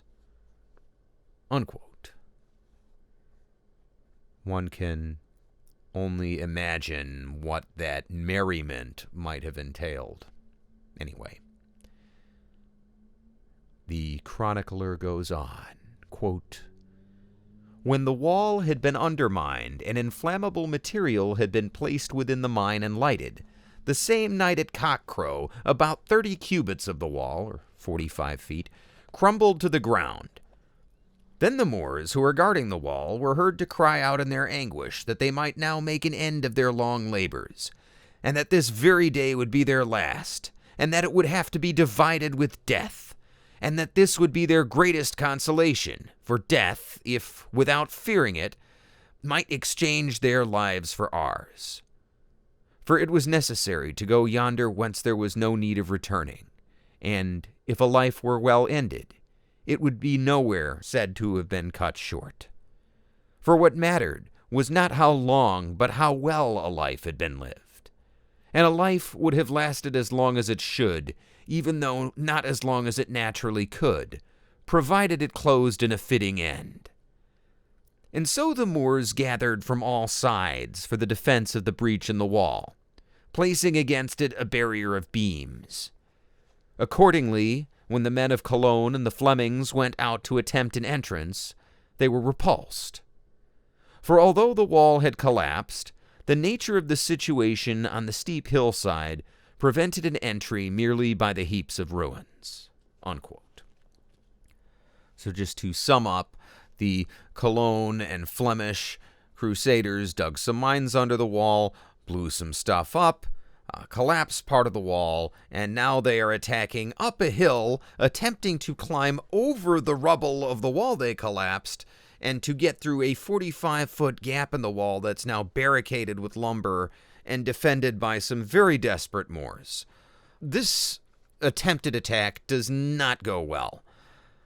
Osbernus says, quote, "But when they failed to overcome the defenders in a hand-to-hand encounter, they attacked them furiously from a distance with arrows, so that they looked like hedgehogs as, bristling with bolts, they stood immovably at the defense and endured as if unharmed.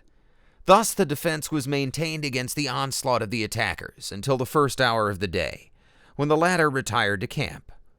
The Normans and the English came under arms to take up the struggle in place of their associates, supposing that an entrance would be easy now that the enemy were wounded and exhausted. But they were prevented by the leaders of the Flemings and the men of Cologne, who assailed them with insults and demanded that we attempt an entrance in any way that it might be accomplished with our own engines. For they said that they had prepared the breach which now stood open for themselves, not for us. And so, for several days, they were altogether repelled from the breach." Unquote. So where do we stand right now? How does this compare to the situation just before the end of the failed siege of Damascus? Well, for one thing, the food situation is reversed. Right, a major factor, probably the main factor in the Crusaders having to withdraw from Damascus was the fact that they were out of food and they had lost control of those orchards, right? Well, here outside of Lisbon, the Crusaders control all of the food sources, and it is the besieged defenders of the city who are starving.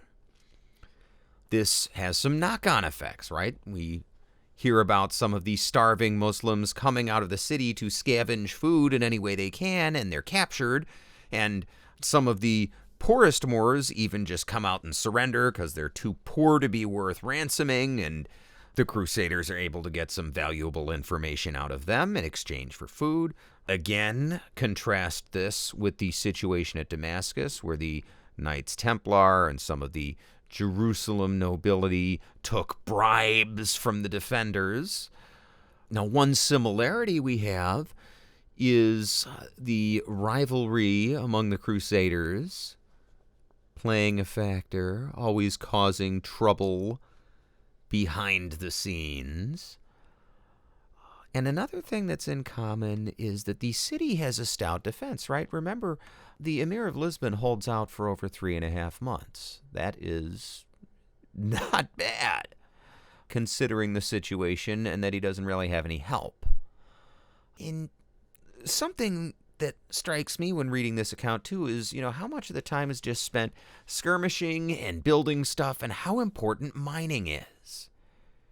Right? How often do you see people trying to tunnel under a wall in a movie or on TV, right? It's just not something that movie writers and directors, for instance, think about. Maybe it's not as exciting as a whole bunch of people just charging the wall with ladders and, I don't know, Mel Gibson's out in front of them screaming and, it's exciting. And digging a tunnel under the wall and, planting some explosives is not quite as cinematic, maybe. And conversely, something that is also not as cinematic in real life is that there are far fewer siege engines than you might expect if you just learned about this stuff casually, right? What do we see? We see 2 mangonels, right? 2 anti-personnel catapults, and it takes 100 men at a time to operate each of them. Now, why is that?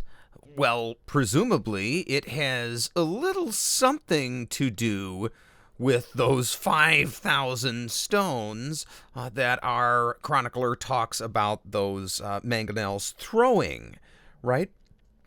You're going to gather up 5,000 stones.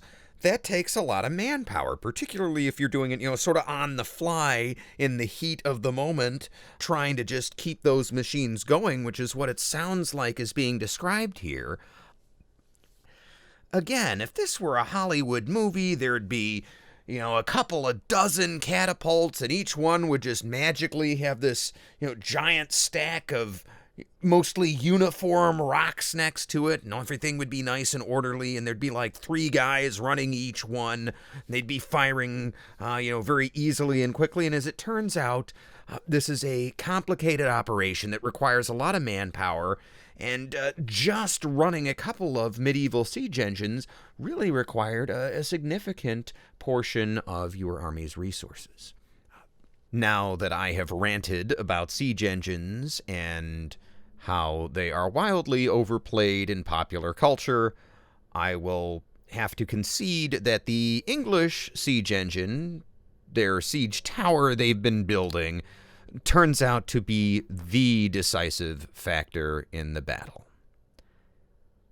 The siege tower is completed by mid-October.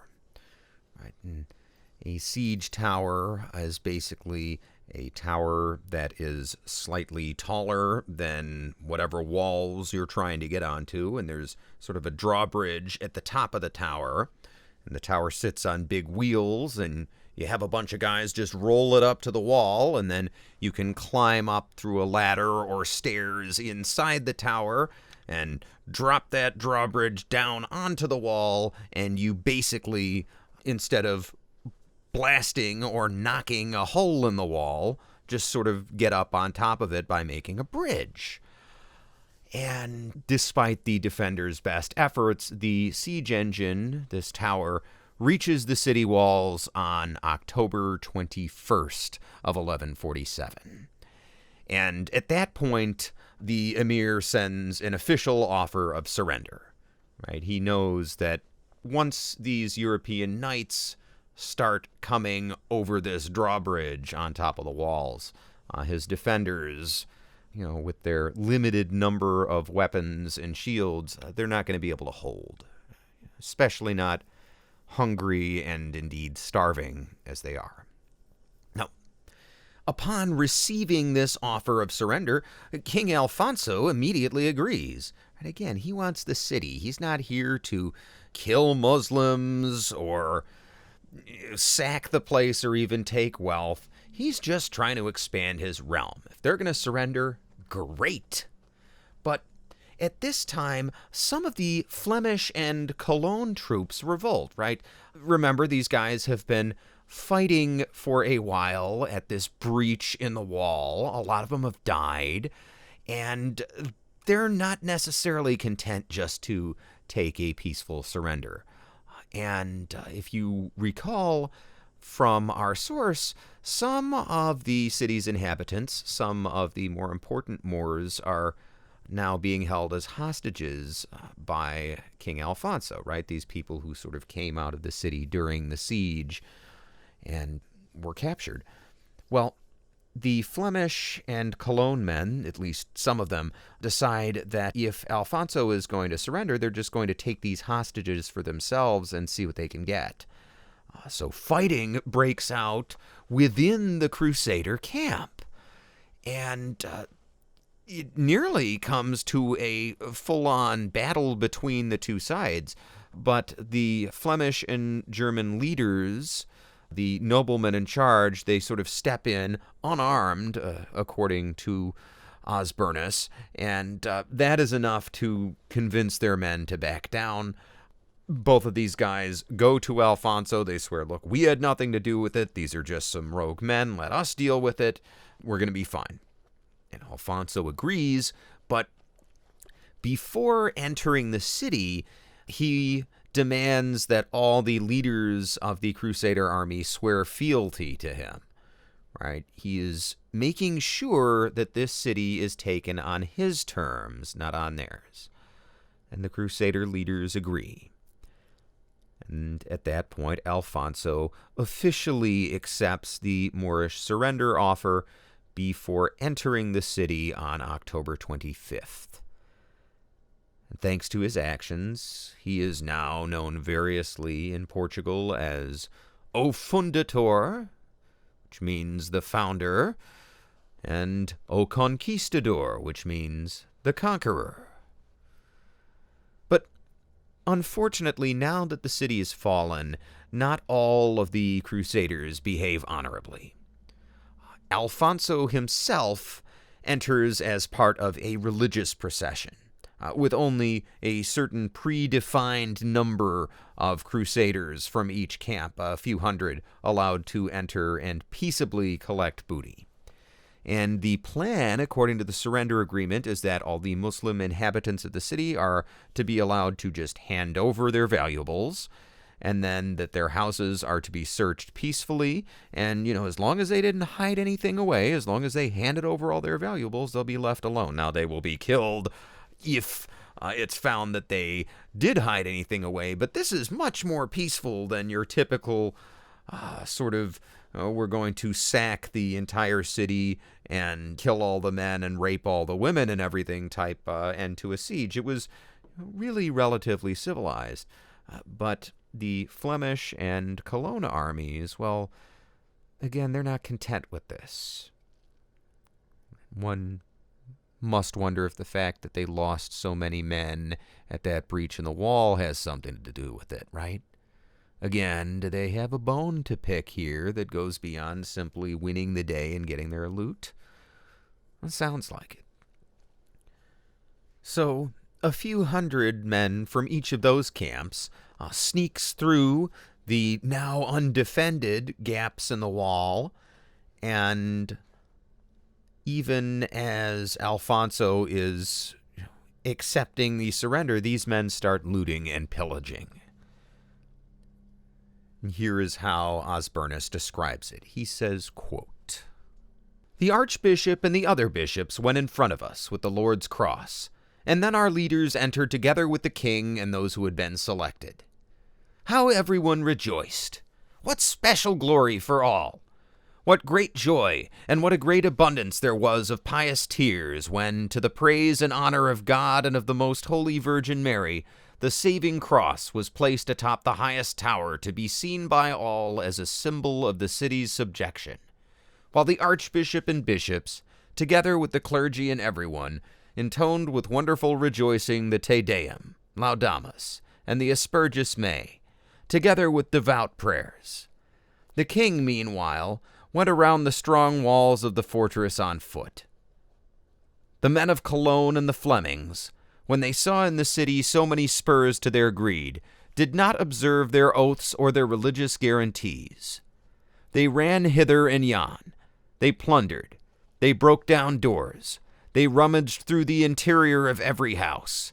They drove the citizens away and harassed them improperly and unjustly. They destroyed clothes and utensils. They treated virgins shamefully.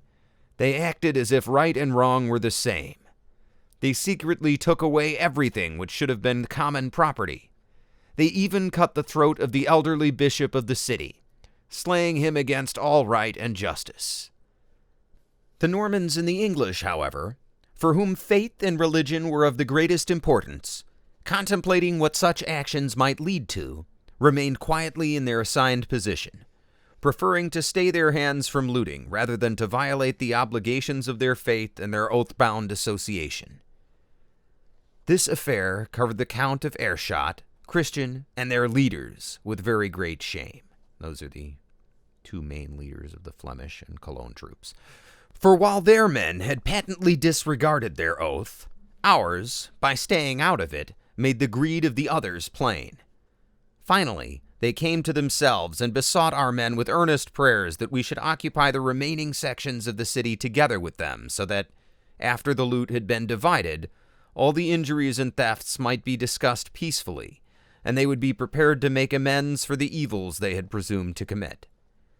The enemy, when they had been despoiled in the city, left the town through 3 gates continuously from Saturday morning until the following Wednesday. There was such a multitude of people that it seemed as if all of Spain were mingled in the crowd." Unquote. Well, after the siege of Lisbon, some of the Crusaders would continue on to the Holy Land. Most of these few who continued would stop in Barcelona along the way to help with another Christian kingdom there. But the vast majority of those Crusaders who fought at Lisbon would ultimately stay and settle in the city, which would further bolster its new Christian identity. The conquest of this ancient and important city would help to cement Alfonso I's legacy as the founder of Portugal. In 1179, 32 years later, while he was still king, the Pope would officially acknowledge the existence of the Kingdom of Portugal. And that's sort of the medieval equivalent of a country being recognized by the United Nations, right? If we want to know if a country is really a country today, we just see if they're recognized by the UN. Well, in medieval Europe, if you want to see if a country is really a kingdom, or if it's just some upstart duchy, well, you just see if the Pope has acknowledged their existence. And in 1179, that happens. By 1249, the last remnants of Moorish control would be driven from Portugal. And it would be 243 more years, right, until 1492, when Spain would complete her own more famous Reconquista by defeating the Emirate of Granada. But in 1249, Portugal was already essentially modern-day Portugal. And by the end of the 1200s, the last few major changes would happen. Right? The capital would be moved to Lisbon in 1255, and in 1297, the last modification would be made to the country's borders. Yes, the borders of the modern nation of Portugal have been the same since the year 1297, which makes them among the oldest 1% of all borders on planet Earth. And Portugal would take advantage of her nationhood in ways that many small countries can only envy. Right? She would go on to discover the first sea route around Africa, establish contact with Japan, and even send colonists to the New World, right?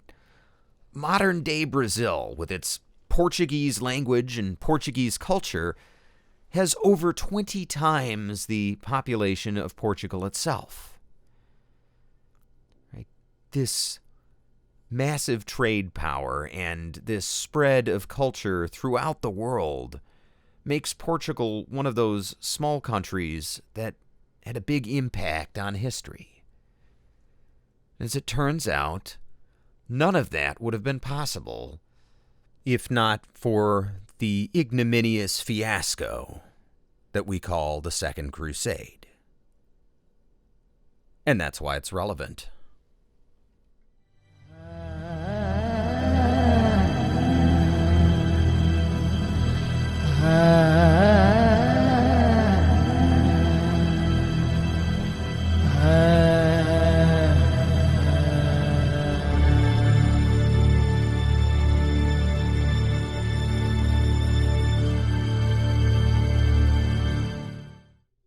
Hello again.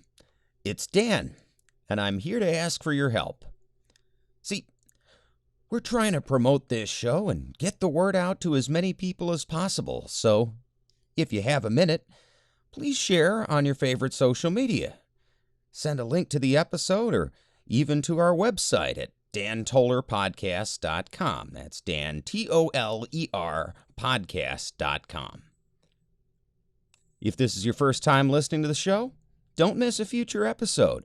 You can subscribe on Apple Podcasts, formerly iTunes, Google, Spotify, or just about any other service you want to listen to a podcast on. You can find an RSS link as well as a link to all these other services again at dantollerpodcast.com.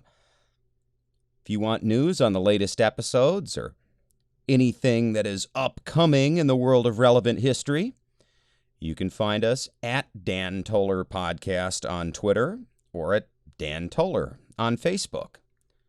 Finally, if you've got a few dollars and you'd like to provide some financial support to the show, you can find us at patreon.com/Dan Toller Podcast. Alternatively, you can also support the show at subscribestar.com. You can find us there at Relevant History. And for everything else, including links to interviews and my blog, which may or may not ever get updated, once again, Dan Toller Podcast, Dan, T-O-L-E-R, podcast.com. Thanks for listening.